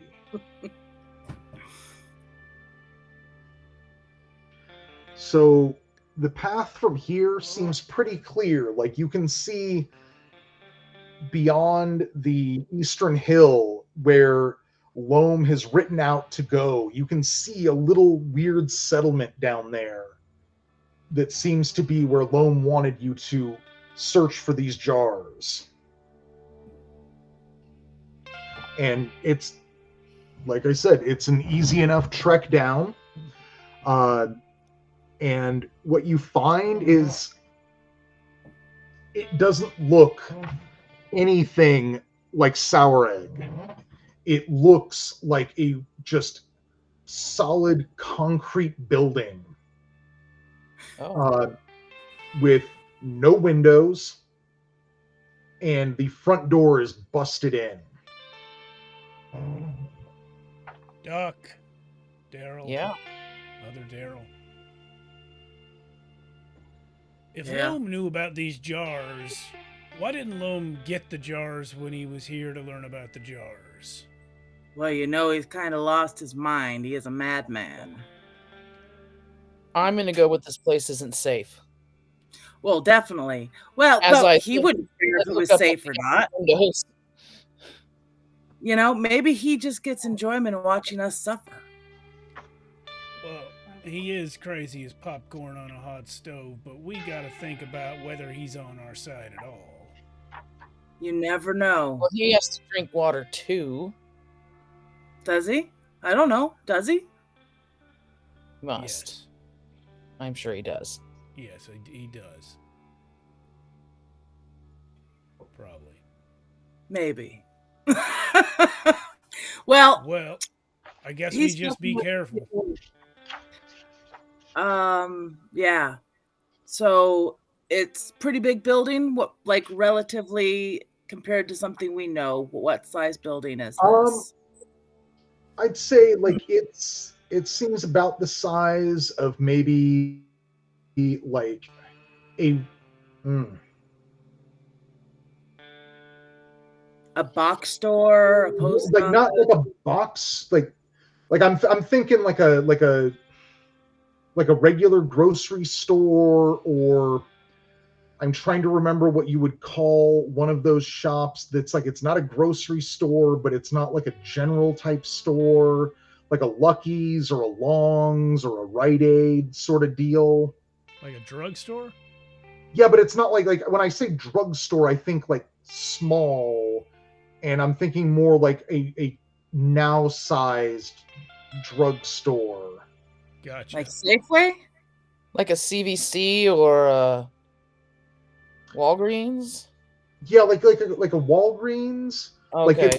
it's not huge, and Trying it's to not. reference chain stores across state lines is always fun. Yeah, well, no, that's I'm like thinking, I'm like, wait, but they're in Alaska, and I don't know what like fucking Walgreens is like size wise in like small town Alaska. I get you though. I'm Um, with you. Well, I can tell you it's exactly the same size in Arizona that it is in Alaska. Okay, is. then that's probably like a Walgreens. Well, But like before we explore the Walgreens, is this a good time for our break? Yes. Probably, yeah. yes. All right.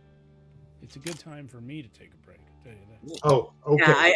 Yeah, I was just about to ask you. Got it. I think that's a round of yeses.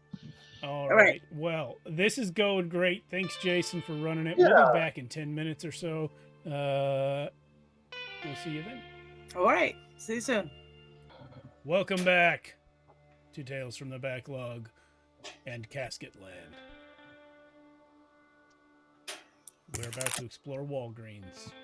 Apocalyptic Old Walgreens. West horror Walgreens. It's more just a building about the size of a Walgreens.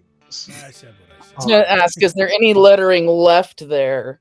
No. Like a G only, like half a G or something. There's an M, an R, MRX, an MR, small X, and an L. Rixel. For all the people who watch this who get that. I don't get it. I don't get I it. look forward That's to being okay. enlightened. You don't have to. And if you want to ask me later, please feel free. No, I will.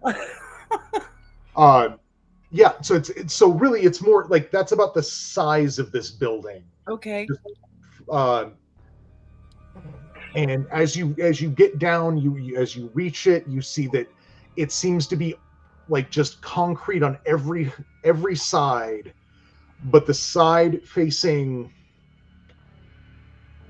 west, the direction you're coming from, there is a busted in door there. And as you reach it, it's about noon, so everyone probably should take another drink of water. All righty. Okay.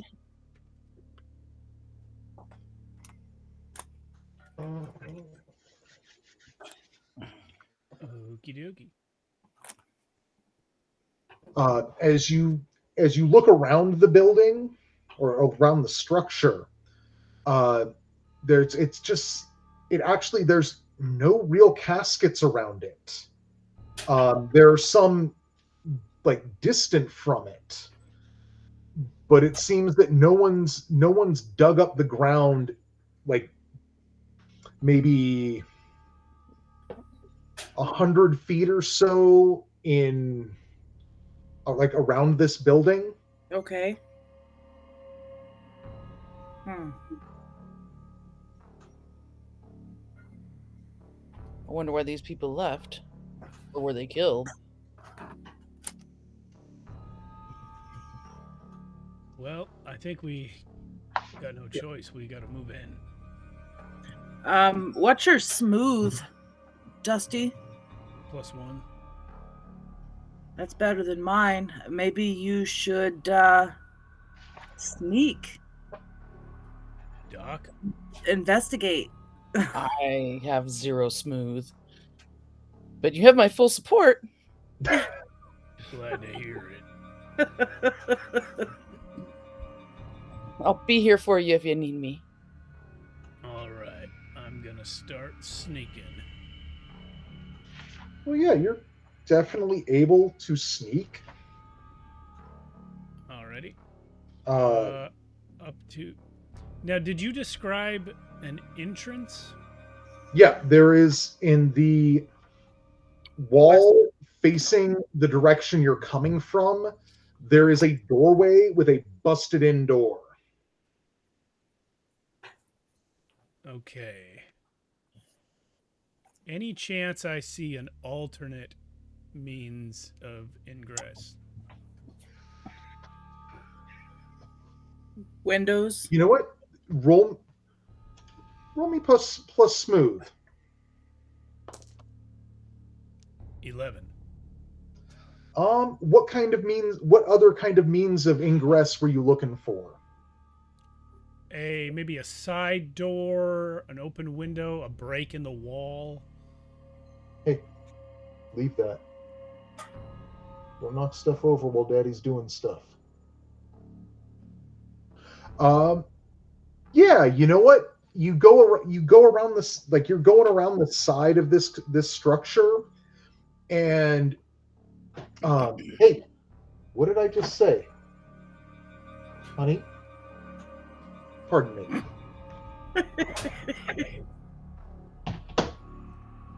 You do what you want, Strelick.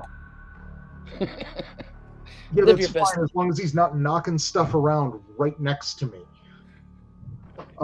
Yeah, so you go around the side and you find in the back of this structure where you couldn't see, there is a part of the wall has fallen in. You can see the rebar, like the rebar that was holding the concrete together, is still intact, and there's maybe like a child-sized hole that you could crawl through to get in. Child size, like only a child could crawl through it, or like I have to No, lay like the down? size of a child, so you would have to crawl through it. Right. But if it was a child, they could get in pretty easy. All right, I will go in that way. Alrighty. Yeah, so you get in, and Doc, Daryl, are you still outside? Yes. Yeah. I'm standing against the wall next to the door. So the door is to my left, but I'm against the wall with the door to my left. And Daryl or D is on the other side. Yeah, so Daryl, so you're standing on both sides of the door. You can Yes. surround Okay. a door by yourself. Correct. Because I there are two people. followed Dusty, and I'll stand by the cement as he goes in. You're gonna stand guard outside the broken hole in the wall. Yeah. Okay, cool. So yeah, Dusty, you crawl into this structure. It's dirty. Well, actually, no, it's actually not that dirty where you crawl in, because it just doesn't seem like there's that much here. Like there's some shelving on either side, but there's nothing on the shelves except, well, not nothing on the shelves. There's a whole bunch of dust on the shelves, and a door in front of you.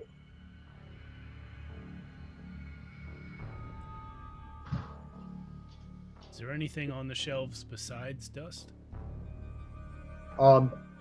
Yes, there is more dust. So he's in a small room. Yeah, it's maybe 5 foot by 5 foot. Like it's kind of cramped. I will try the door. Honey, Is that the door on creaking? your butt. Yeah, you providing hear- sound effects. Yeah, you try the door and it opens right out into a hallway. A poorly lit hallway. You hear like strange cries echoing off the walls. The floor you're stepping out onto is I don't know if you've ever. It's this weird, flat, slick, glossy surface and the hall stretches off in both left and right. What color is this slick, glossy surface? I mean,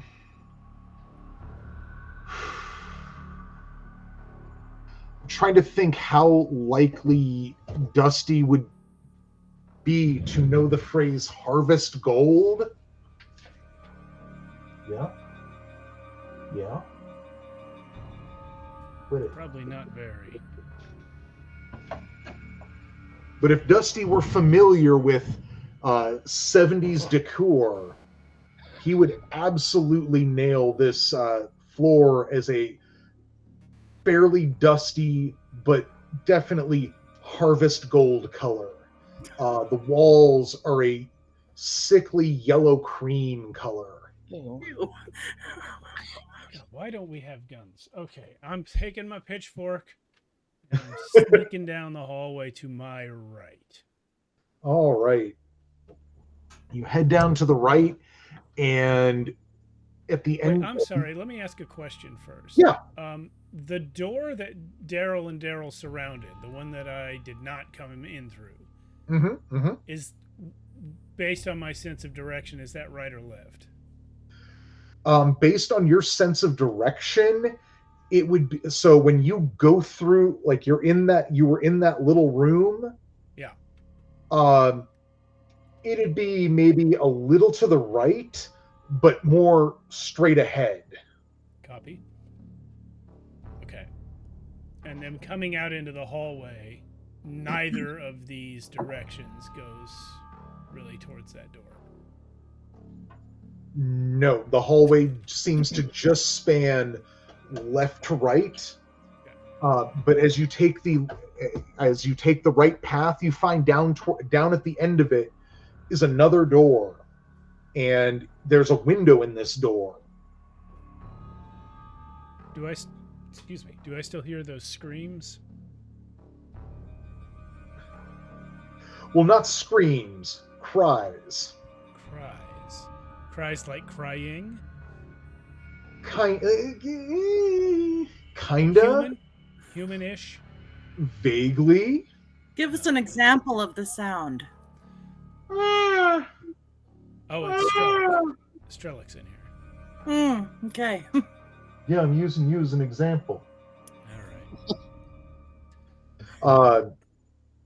But you see through that window, the room beyond is big. It looks like it's actually most of the rest of the building. And you can actually, you can obviously see, because it's where the light is coming from, what looks to be a doorway that has been kicked into this room on the far wall. And you can also see there's shelves, just like lots of shelves, maybe head high, full of stuff. Do I see any jars? You can't see any jars from where you're standing at this door. I will carefully try the door to see if I can open it quietly.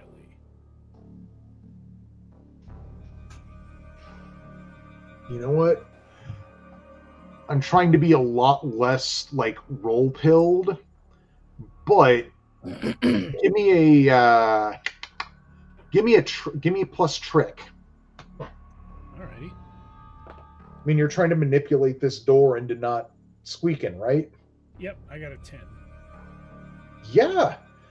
You just slowly turn the handle or the knob, and you start just pushing it in, and you can feel there's resistance on it. So you're not giving it too much push, like enough that it's just going. And you can hear, and it's just an echo in your ears of the rust and oxidization of like the metal on the hinges scraping off. But you're wise enough to know that that's just you hearing that, and it's probably not traveling that much further than you. Okay. Are you entering the room? Yes. All right. So the room appears to like if you entered that back room, and there's a hall, like you enter the back room, and there's a hallway, and then this looks like it is the majority of the rest of the structure on the inside, lit by the door at the doorway leading out. Okay. You see just row after row of shelves, and I like would like to use an investigate move to search this place for anything dangerous to me in the form of creatures or environmental hazards. yeah, roll me plus smooth. 7.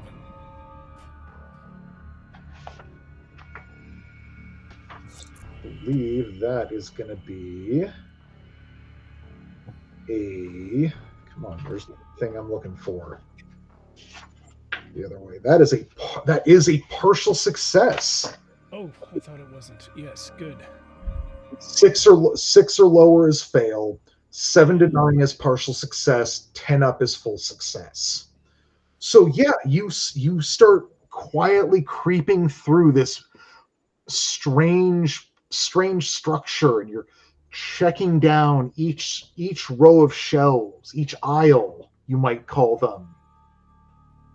You're looking, you look, and you look, and then you get maybe a third of the way down, and you look down that aisle, and there's 3 pair of eyes looking back at you. What kind of eyes?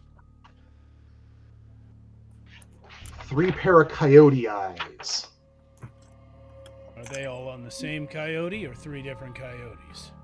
Oh, well, I say 3 pair of coyote eyes, but really it's a lot of coyote eyes on 3 coyote.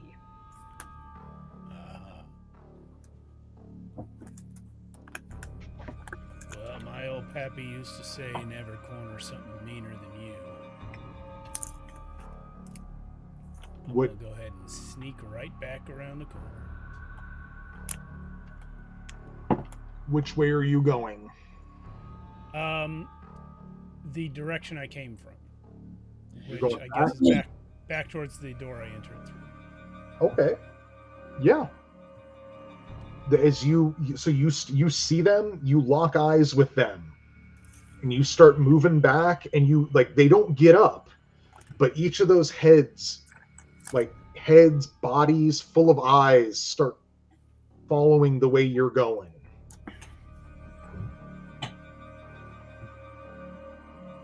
Don't mind me, fellers.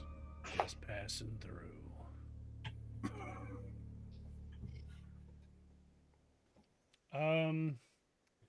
So I will make a mental note of where the weird many-eyed coyotes are, and continue looking around.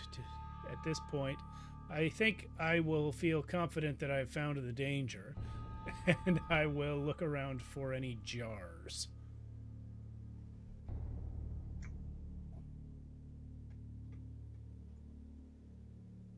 Assuming they're not coming after me. Well, they're not coming after you right now. It seems like if they were sleeping at all, you might have woken them up. Okay. But they have not. You can't. They don't seem to be. They're not acting aggressive right now. Okay. But I mean, you've been around, and you've been a square, and you know that coyotes are nothing to sniff at. Now, when I was looking in here through the window, you described an open door. Is that the same door that Daryl's outside of? Looks like it. I'm gonna inch over that way without trying to raise too much ruckus. Okay, so that doorway is about halfway, like essentially in the middle of the far wall. Okay. You got about a third of the way through this room before you hit that aisle with the coyotes in it. So the coyotes are between me and that door, is what you're saying. You're gonna have to go past them to get to the door. But they're down one of the aisles, so I could go to another aisle and go like way around them, right? I mean, yes. So like, Or the aisle's perpendicular to the way I'm traveling. Yeah. Okay. That so like you like there's this big room, aisles are going like this, Yeah. and the aisle with the coyote, you're like essentially here. Door out front is here. Coyotes are kind of here. Okay. Ish. But kind of flip that whole thing because cameras and streaming stuff. I will I will go caca caca. Yeah, you or do whatever that. The signal is. What are you trying to do there? Let Daryl Well- know it's safe to come in, or that I need Daryl to come in. So yeah, Daryl, you hear this caca caca coming from the other side of that busted door. I look over at D, I nod at him, and we enter the door at the same time. Do I hear this With our shovels at the ready. You know what, Doc? Am I too far How away? good do you think your hearing is, Doc?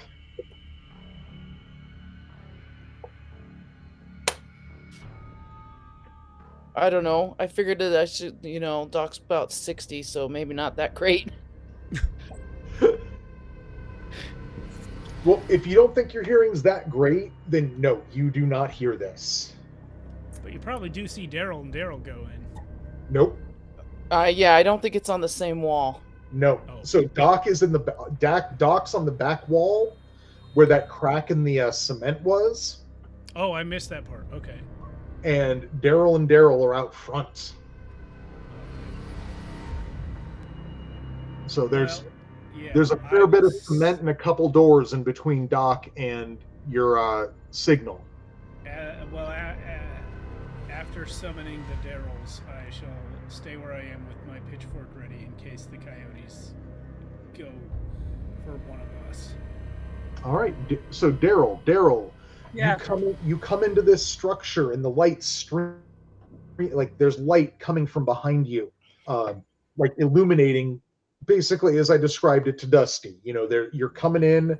There's aisles of shelves, Yep. like fanning out over this room. There just seems to be a variety of just stuff on them. What do you both do? Well, we both like stuff. Can I see the coyotes? You do not know that there are coyotes in here. Okay, I do not know there's coyotes. So, You do know that I didn't just say your name. You know that. right. Yes. Yes. So when I come in, is there shelves on the walls to the left and right of me at my back? On the door wall, is that No, clear? Yeah, there are shelves there too. Okay, so I nod again at D, and he heads skirting against the wall as quietly as possible to the right, and I'm going to skirt to the left against the wall so I can see, but try to stay with the wall at my back. both directions. Okay. Yeah. So you both start fanning out. D to the right, you to the left. And we get more and more uncomfortable the farther apart we get. Oh yeah, no, you're getting like relatively uncomfortable. Yes. And after like a few aisles, you, Daryl, not Daryl, see come eye to eye with that trio of coyotes down one of the aisle. Down And that there's aisle. okay, and there's 3 of them. Yes. And I'm pretty familiar with coyotes. Yeah, I mean y'all are pretty familiar with coyotes. Yeah. They're But coyotes did I are focused on survival, and survival means consuming whatever wanders out in the Casket land. Did I understand correctly that the 3 coyotes have more than 6 eyes between them? Yes. More than like so coyotes generally have more than 2 eyes on them. Some of them have more than 1 mouth on them. Sometimes their ears are mouths. Sometimes their shoulders are eyes. They're a little fucking weird and mutant. Not me. Excuse me. Okay, so I see them. Pardon? I see them. Do they see me yet? Yes, Daryl. All right. So I'm gonna take eyes my with these shovel, coyotes, but they are still sitting down that aisle. and I'm going to assume that Dusty is in here. So what I'm going to do is I'm going to take my shovel and hit both shelves and say, "Come on, mofos!" And I'm gonna run back towards the door, hopefully aggroing them to follow me. And as I'm going, I wave at D, and I'm like, "Towards the door."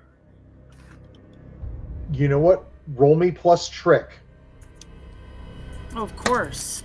Trick sucks. Oh, are these trickster coyotes that you're gonna have to out trick?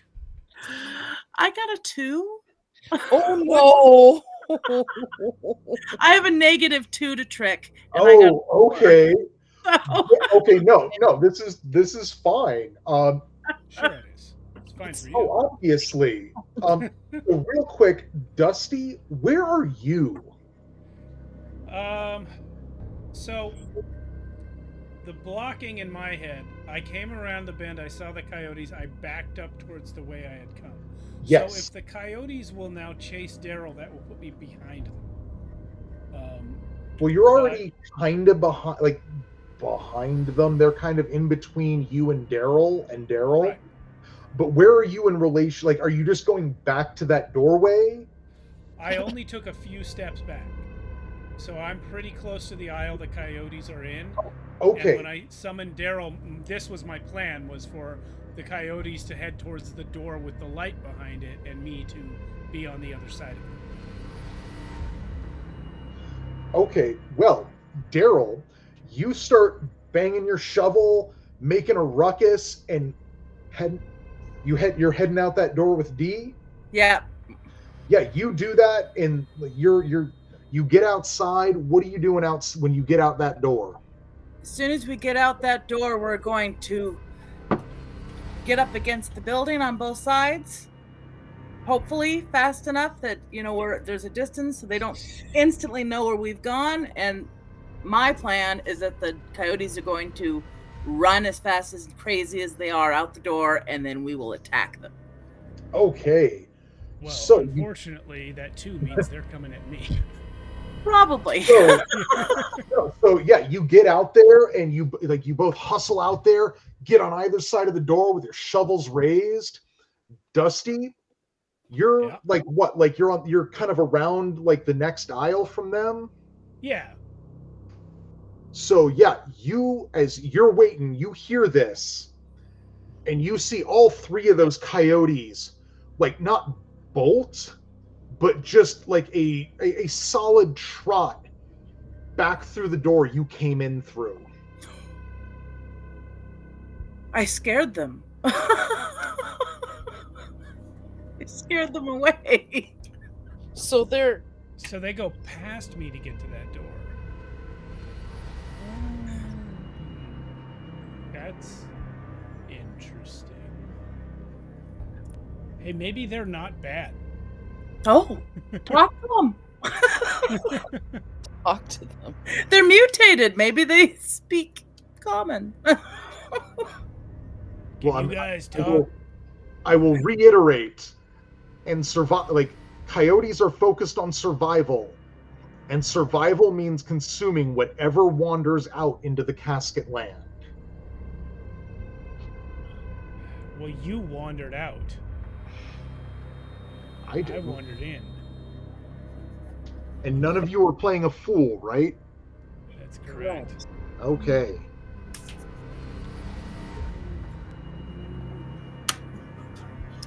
So yeah, all three of them just go trotting back and just slip right back through that door you came in. You entered this room from, Dusty. They're going for Doc. Well, I mean, technically, they have just gone in the direction that you, metagaming wise, know Doc is. Yeah, but Or wouldn't you I know Doc also is know that because Doc in came game around with you. if didn't wouldn't I also know that in game if Doc came to that crack as I was going through it? Yes, you would, but I wasn't entirely sure if Doc came there before or after you had gone through. No, I was following immediately. Okay, then yeah, Oh, I you would figured that. know that Doc they are technically going in the direction that you took that came from where Doc is. They're not coming Did for you me, shut and they're that not first coming door? for Daryl or Daryl. Did you If shut they're that going first door? for, what was that? Did you shut that first door? No. Well, I'm just a sitting duck then. I'm bolting after. Oh, I don't want to attack the coyotes by myself. I am trotting after the coyotes. No, I keep retconning. I will yell to Daryl, "Go get Doc," and then I will trot after the coyotes. Okay. So you Okay. can go around the outside. I'll get behind them. Yep. Okay. I'll do that. Yeah, I heard you loud and clear, and I look at Dee and say, "This way," and we head towards where you guys had gone in. So that's where we're headed. Okay, yeah, so Daryl, you're like, are you running around the building? Oh yeah, as fast as I can. Okay, so you run around the building and you find Doc waiting at the back of the building by that hole in the cement. And I kind of just push Doc out of the way. Probably scared the Get crap away out of from me. the hole. Ah! I have no idea where the coyotes went. Get the frick away from that Coyotes? hole. What's going on? They didn't follow Okay. me, so get the hell away from the wall. So, Dusty, Grandpa. as this is all happening, Yeah. you head back through that door and Yeah. you look down that hallway, and it's not particularly well lit. You can see you get a little bit of light from that doorway you came through, and you don't see hide nor hair of those coyotes.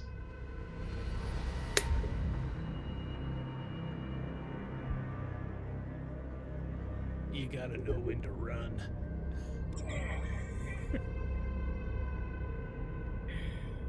I am running the way I came from to get back to Doc. Okay, yeah, you run to that door. They are not in that little room. Okay. In You the crawl back absence in. in the absence of any knowledge of where the coyotes are, I think the best move is for us to regroup. Okay, so Daryl, Doc, as you're having this whole commotion. Oh, there's coyotes! What? You hear some scrambling at the base of the wall, at the hole in the concrete. And I get my shovel ready. It's me. No. Oh shit. It is Dusty Cooper poking his head out. There's almost took your coyotes head in off. here. There's 3 of them. I don't know which way they went. I thought they were coming back for you, Doc, but they disappeared in the inside somewhere. Well, let's go get them. They gotta be somewhere. Do we have to go get them? Did we get Can we any trap them? jars? Can we trap them? We're not here for getting coyotes. We're here for getting jars. Stick together. We know they left the big room. Well, hey, there's that big room with all the shelves. Did you check those? You couldn't really check all those shelves. Let's go back and check those shelves and see if there's some jars on there or other good things. That's what I'm saying. We can go in that room. We know the coyotes just left it. Maybe there's jars there. Maybe we get lucky. We walk out of here. Hey, is there a door that goes into that room? The one you came through? Well, what about the way you came? Is there a door there? Yeah, there's a door there, but we gotta walk through the dark hallway again. Well, what if we go through the front door, you go in and close that door to the hallway, and we can, I don't think coyotes can open doors. I don't know what the fuck they can do. I don't know either, but I'm hoping. I'm counting on the fact that they don't have thumbs. Okay, Maybe so they do have thumbs. your plan is for me to turn around again, go back through that dark hallway I came through twice already. Nope. I think we should go around the building, into that front door, go into the place with all the shelves. You go close that door to the hallway Yes. where the coyotes ran away, and we stay in that room and check those shelves. Dusty, Agreed. where are you while you're having this conversation? We're right outside the crack. Yeah. I think he's Where are halfway you out. while you're having this conversation? Who are you addressing? Dusty. Yeah, I came right out the crack and Okay. stood up and spoke to them. Okay, cool. So what's your plan? Exactly what Patty said. We should go back around the building, go in through the main door, and sneak over to the door I entered the main room through, close it, secure it, and then search for jars in the store. Maybe even push some of that crap up against the door to block it if we need to, if it doesn't latch. It does latch because, well, we don't know. Does it? Man, I don't know. I mean, so to get it open, Dusty, you did have to turn the knob, and push Yeah, it in. I snuck it open, Yeah, exactly. All right. and the sneaking wasn't terribly successful. No, that was absolutely successful. Right, that's right. It was the investigate a minute later that, It was So that's what we should you do. were looking for trouble and you found it. yeah. Just that it saw you as you saw it. Well, it was a partial success, which means I lived. How many rows, how many shelves are in this room? The main room.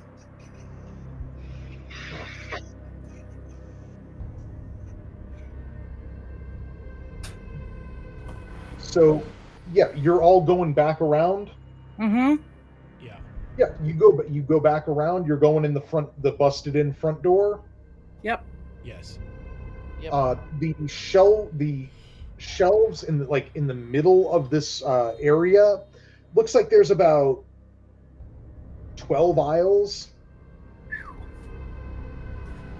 It's a lot of stuff. Let's start searching. All right. Wasting time. Dusty, you go get that door and we will, I'll follow you, get your back just in case. And then, D, you go check the shelves. Doc, go check the shelves. Okay, bossy.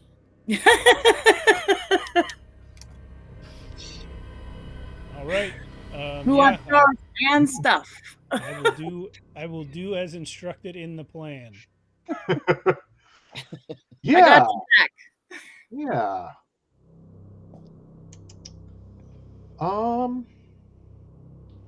Yeah, so Dusty, you are absolutely able to get to relatch the back door, or the door leading back into that dark hallway. Cool. Are you really worried about making any noise this time? I will try to be quiet just in case those coyotes aren't the only thing in here. What did I have you roll that? I believe you had me roll manipulate. Yeah, so trick. roll me plus trick again. Okay. Let's get a little roll pilled. 8, 9, 10. Yeah, you are definitely able to reclose that door without it making any real noise. Right. Is there any other doors in this room? Just the two? It looks like there are just the two doors in this room. Okay. All Then right, I'm let's gonna start exploring all the shelves. Look Yeah, what I'm we're gonna put a getting. lot of energy into these shelves. Yes, yes. Not just jars, but I want to find some good stuff. Yeah, no, I understand. Yeah. So can everyone check plus smooth? Ugh, Great. my smooth Well, sucks. I got a 10. I got a 9. I got a 10, and D got a 6. I actually am going to spend a water to turn my 9 into a 12. Okay, cool. Well, okay, so keep track of what y'all rolled. Doc, what did you roll? I rolled a 10. Cool. So yeah, as you're searching around, you actually find something that just absolutely jumps out at you. Not Yes. violently like an attack, but like, Good. oh crap, I can use this. As you find just a package full of wrappings, clean wrappings. Nice. Wow.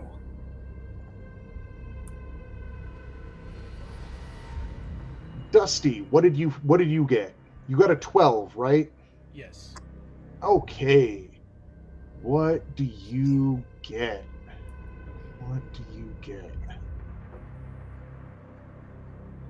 I don't like that. I'm already gonna get those.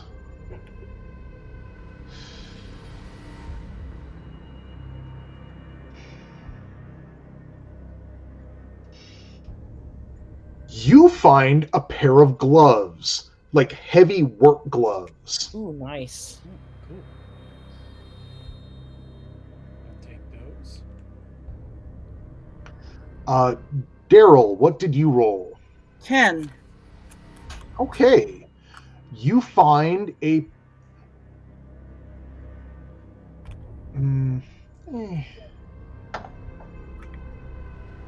I mean, obviously, at this point, I wish I had a really cool table to roll on to go, oh yeah, you found this, this, and this. I'm fairly open in what I'm doing. I'm literally just scrolling through the items, like finding something cool. I Ooh. actually. Yeah, is there something you want? Oh, goodness. So Everything. you're saying actually. I think did you make us a roll list? Yeah, it's on your computer, though. Ooh, I wouldn't know where to look for that. For next time, I have a list and I numbered all the items so that it would Yeah. be on a Oh. roll table. Oh, yeah, We'll just more we'll like I was like, oh, it'd be really cool if I had like a thing I could roll on and go, oh, like what do you find here? I'll give it But to you I next didn't time. prep that because I'm like absolutely just hollow. So I'm going through and what would be weird and cool? And you know what, Daryl, you found a bear trap. Nice. Like apparently this place just carried all kinds of random garbage. Bear trap. Perfect. D. Got a Daryl. 6. Oof. You know what? Oh. No. No.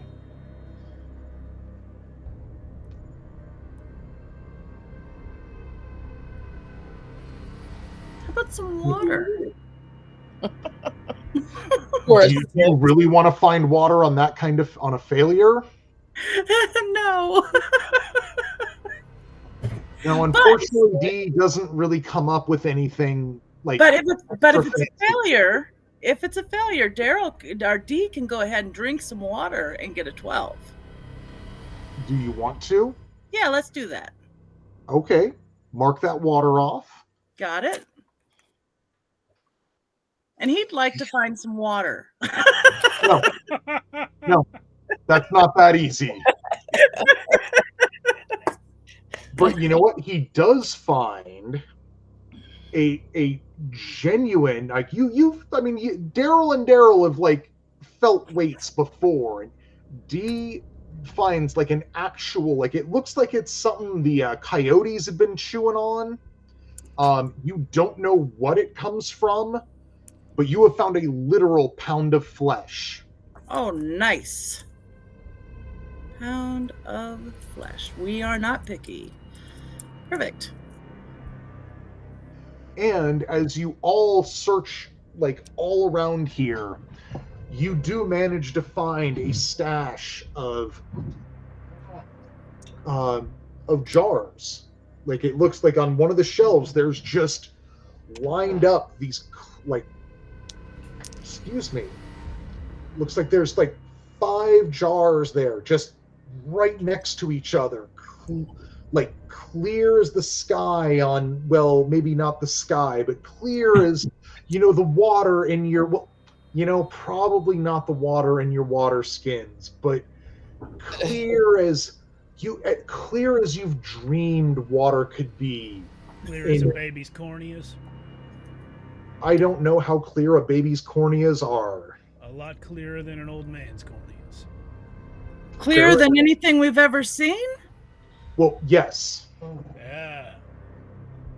I recommend we use these handy gloves I just found before we touch those jars.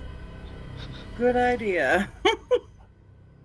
And there's a snake in the gloves. No, the snake is in the grass. No, so grass. So if you've written these things down, these are all like demonstrable things in the items. Yeah, they are, except I think the gloves are also in the category of maybe unfinished. They add +2 to a broom check, which I've done a search on, and seems to be an unfinished concept. But it's they'll come in handy. Actually, it's not. It's in a different book. Yes. Ah, Yes. I see. But they're ostensibly protective gear, which you're using them as. So great. Yeah, you pick. Are you just going to start grabbing these jars off the shelf? Do we have a bag to put them in? I'm sure as a doctor I have a bag. Okay, You know let's what? bag up the jars. Even if you don't have a bag, you find a bag here. It's got a weird, like, you can't tell what the material is, but it's got this weird mechanism to close it. Like it's got these interlocking teeth. And you pull a tab and it opens, and then you pull it back the other way and it's closed. Does it make kind of a zip sound? I mean, do you think Dusty would know what kind of sound a zip sound is? Does it kind of sound like zip? Yeah. I mean, I don't know the history of the zipper, but I believe it was named after the sound it makes and not the other way around. Oh, no, I agree. Yeah. But my question was more, do you think Dusty would have a... I don't think Dusty would have seen a zipper before or heard of one. No. Dusty would have heard that kind of sound before. Probably the closest thing would be certain insects. Yeah. Probably insects you don't want to get too close to. Probably There's not. nothing alive on this planet I want to get too close to. Oh, Not even people. Yeah. Right. I literally lived in a cave instead of being neighbors with these three.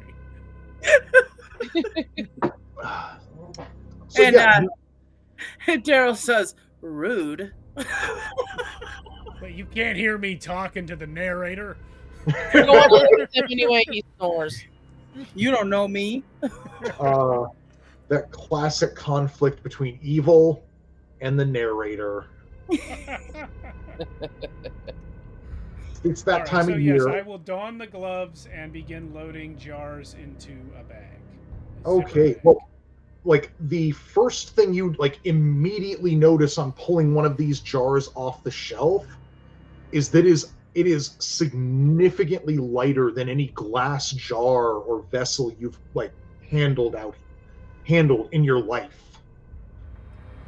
Maybe we should wrap them up. Are they fragile? Do you want to test it? No. I don't want Let's to take the advice. Let's assume they're fragile and wrap them up. Yeah, I just wanted to assume. Yeah. I don't want to throw one or anything. Well, you have all those wrappings now. Oh yeah. I'm sure there's torn fabric around here. You don't What want to is use good wrappings. What does the pound of flesh do? A pound of flesh, delicious. It doesn't matter who or what it used to be. Right now, it's all that's keeping you alive, and if you consume it, it gives you +3 vitality. Nice. Thank you. +3. I'll eat it. Don't need to, but I will if I have to. Yep. Yeah, and you're able to find some just general like less abrasive debris amongst these shelves that you can kind of I mean, you can't really pack them in there, but you can get them a little like so they're not like always rubbing up against each other so much, and so they're not being too jostled in the bag. Okay. Cool. Well, we got the jars. What do you guys think? You want to just get the hell out of here? Yes. Well, what time of day is it though? So are you going to head back out and get a look up? Yeah. Remember what we were told by the voice from the sky about coyotes? They're waiting for us to wander out into the Casket lands. So yeah, you exit this structure and get a look at the sky. Well, I'm assuming you want to know what time of day it is. We do.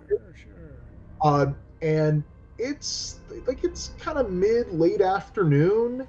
You get the impression it would actually you'd probably need to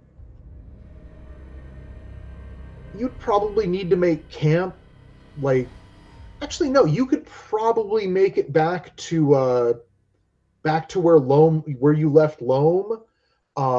It'd be a little late, but you could probably do it before the full day is up. So we could make it back to camp. We should do that then. Let's do it. Yeah, let's go faster than we came, but be on alert. Yes. Since we know the way. If we are going to fight monster coyotes, it should be on familiar ground. Correct. Yeah, so you head out, and honestly, most of the trek back is pretty easy. You actually get past where you fought those grave worms, and well, as you pass where you fought those grave worms, the sun has set. There's some waning moonlight. There's a couple of stars in the sky. So it's not a lot of light, but you can make out where you're going. You're not you're just going forward. You're not going to trip over any caskets or anything as you're going here. And that's when the howls start. Don't worry, guys. I've got my gloves. Do you hear something? Do you hear something? Can everyone roll me assess? Roll me plus smooth. Oh man. 5. 6. 7. And D got 3. Ooh. Wait, are you all fucking awful at smooth? Yeah. I Yeah, have +1. I'm just awful at rolling dice right now. I have 0. Daryl has 0 and D has -1. All Yeah, right. Well, I have a +1, but I rolled 4 on the die. ouch. So, well, wait. You rolled 4 on the die. I misspoke. I rolled 2 dice. I got 3 and Okay. 1. Okay. Yeah. That's what I was making sure. Yeah. Yeah. Did any of you roll above a 6? I got a No. 7. Oh, I got a 7. Anyone else? nope. Okay. Well, you all take 2 harm, psychic harm from from those howling screams, Ah, or those my brain. screaming howls. I have a headache. And Doc, you are prepared, or at least not completely caught flat-footed, as the coyotes move in from all around you. Ah. Does that mean I get to attack right now? Yes. Okay. I'm gonna do a to the bone attack on the closest coyote. Really? So that's 10. So you're biting down. You're biting down on your leather strap. Yep, I actually never removed it. I've been talking with that in my mouth.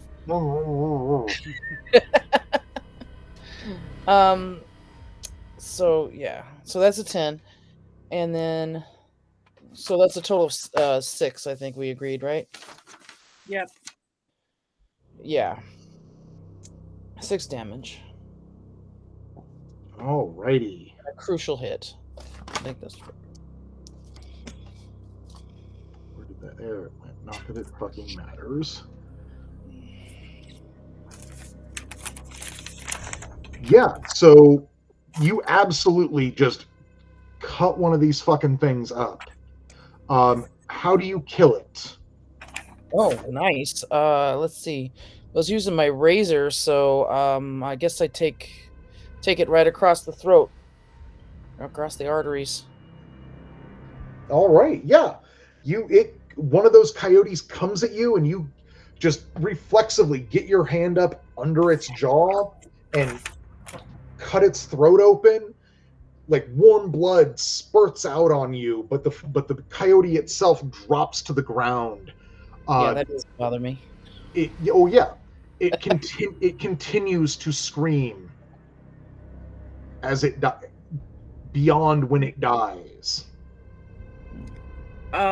So what I would like to do, excuse me, is I'd like to do the put him down again, which means we get attacked twice.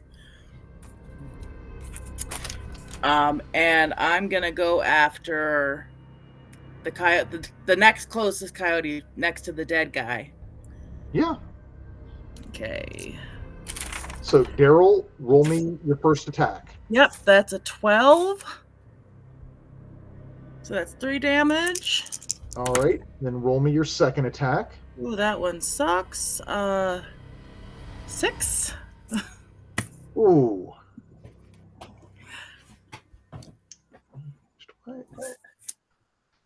So yeah, Daryl, you smack this thing right across its face, but on the backswing, it was ready and it just moves out of the way of your swing and gets a scratch in on you with one of its malformed claws, No doing scratch. 1 harm and just splattering your blood all over the place. All right, and so D is pissed off that he sees me get hurt. Let's see. 8? 9, sorry. All right. And then he's gonna go again. So, well, wait, real quick. So that's 3 harm from the shovel. Mm-hmm. And then the next one is 12. Well, that first attack is going to kill it. Okay. But his shovel, like he brings it down just right into it, and then goes to pull it out to do something else, and that shovel is just stuck in the coyote in the ground. Oh. It's gonna take an action to get it out. All right. So instead of attacking, he's gonna use his second attack to get that shovel back Okay. and be on guard.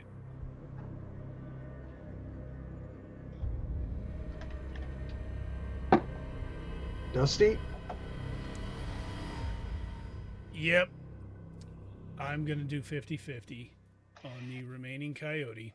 And All right. as we discussed earlier, I will do it with a single D6 Yes. and no modifier. I have rolled a 1. Scratch. So that's 3 2 large harm to the gashes coyote. appear over your enemy's eyes. Yes. Oh, nice. The blood blurring their focus. They now cause 1 less harm when attacking through the encounter. Yes. And they also Nice. take 2 harm. Yes, they did. Nice. So that final coyote, you know what? I'm going to retcon that description a little bit. Okay.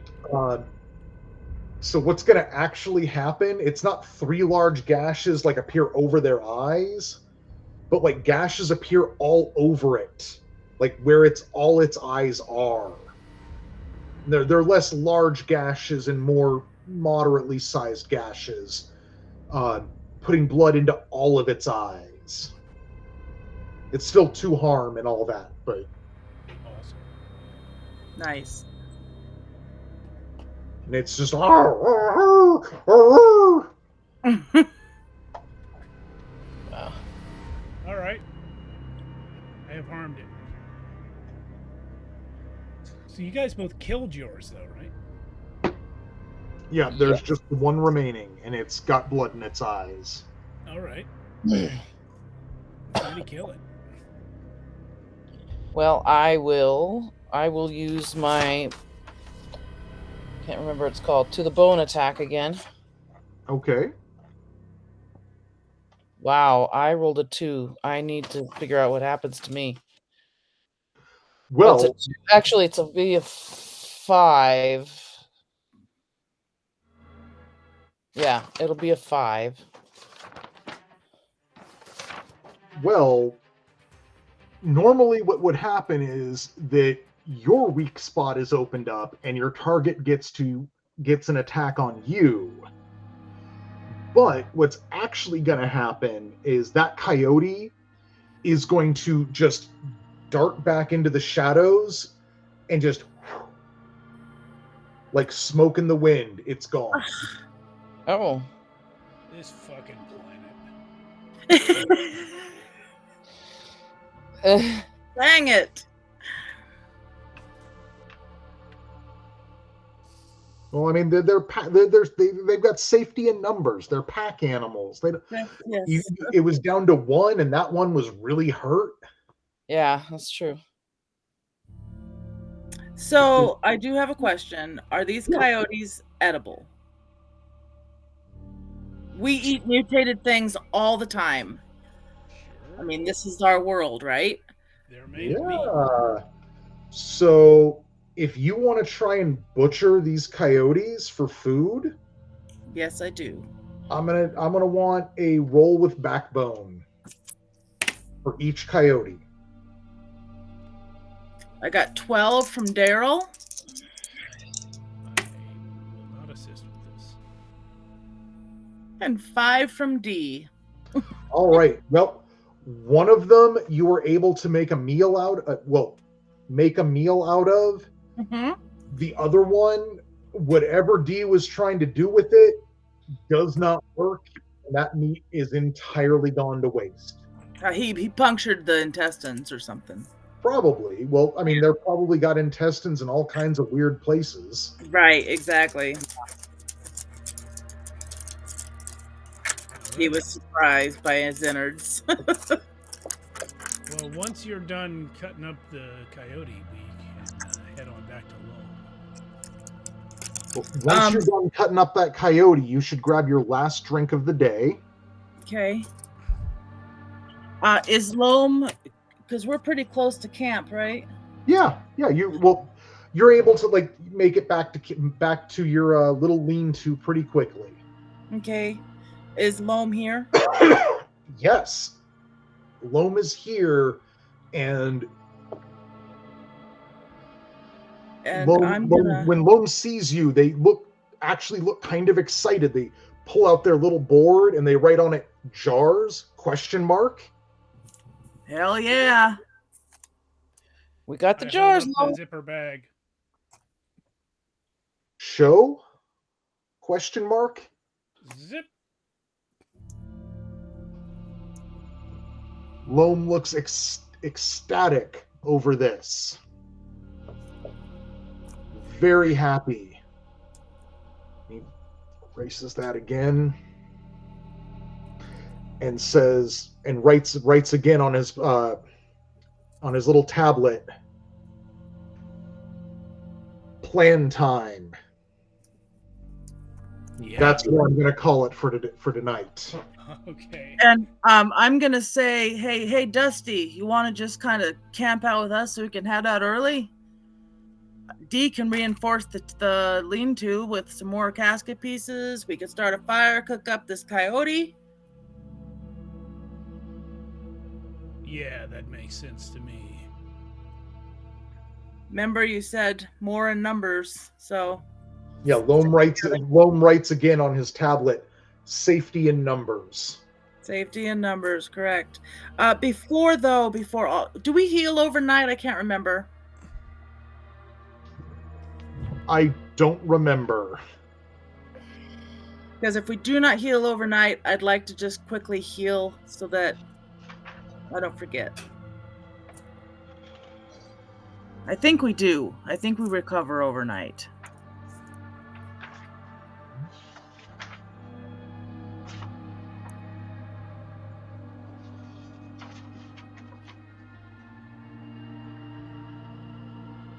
Well, we'll check it out between now and then. Yeah, that's Perfect. That's fine. That's fine. We'll check it out. I'm gonna look that up a little bit while I'm doing laundry later tonight. Sure. And I will try to just put it in I'll try and remind me in the Discord about it Yeah. if I don't say anything tonight. Mm-hmm.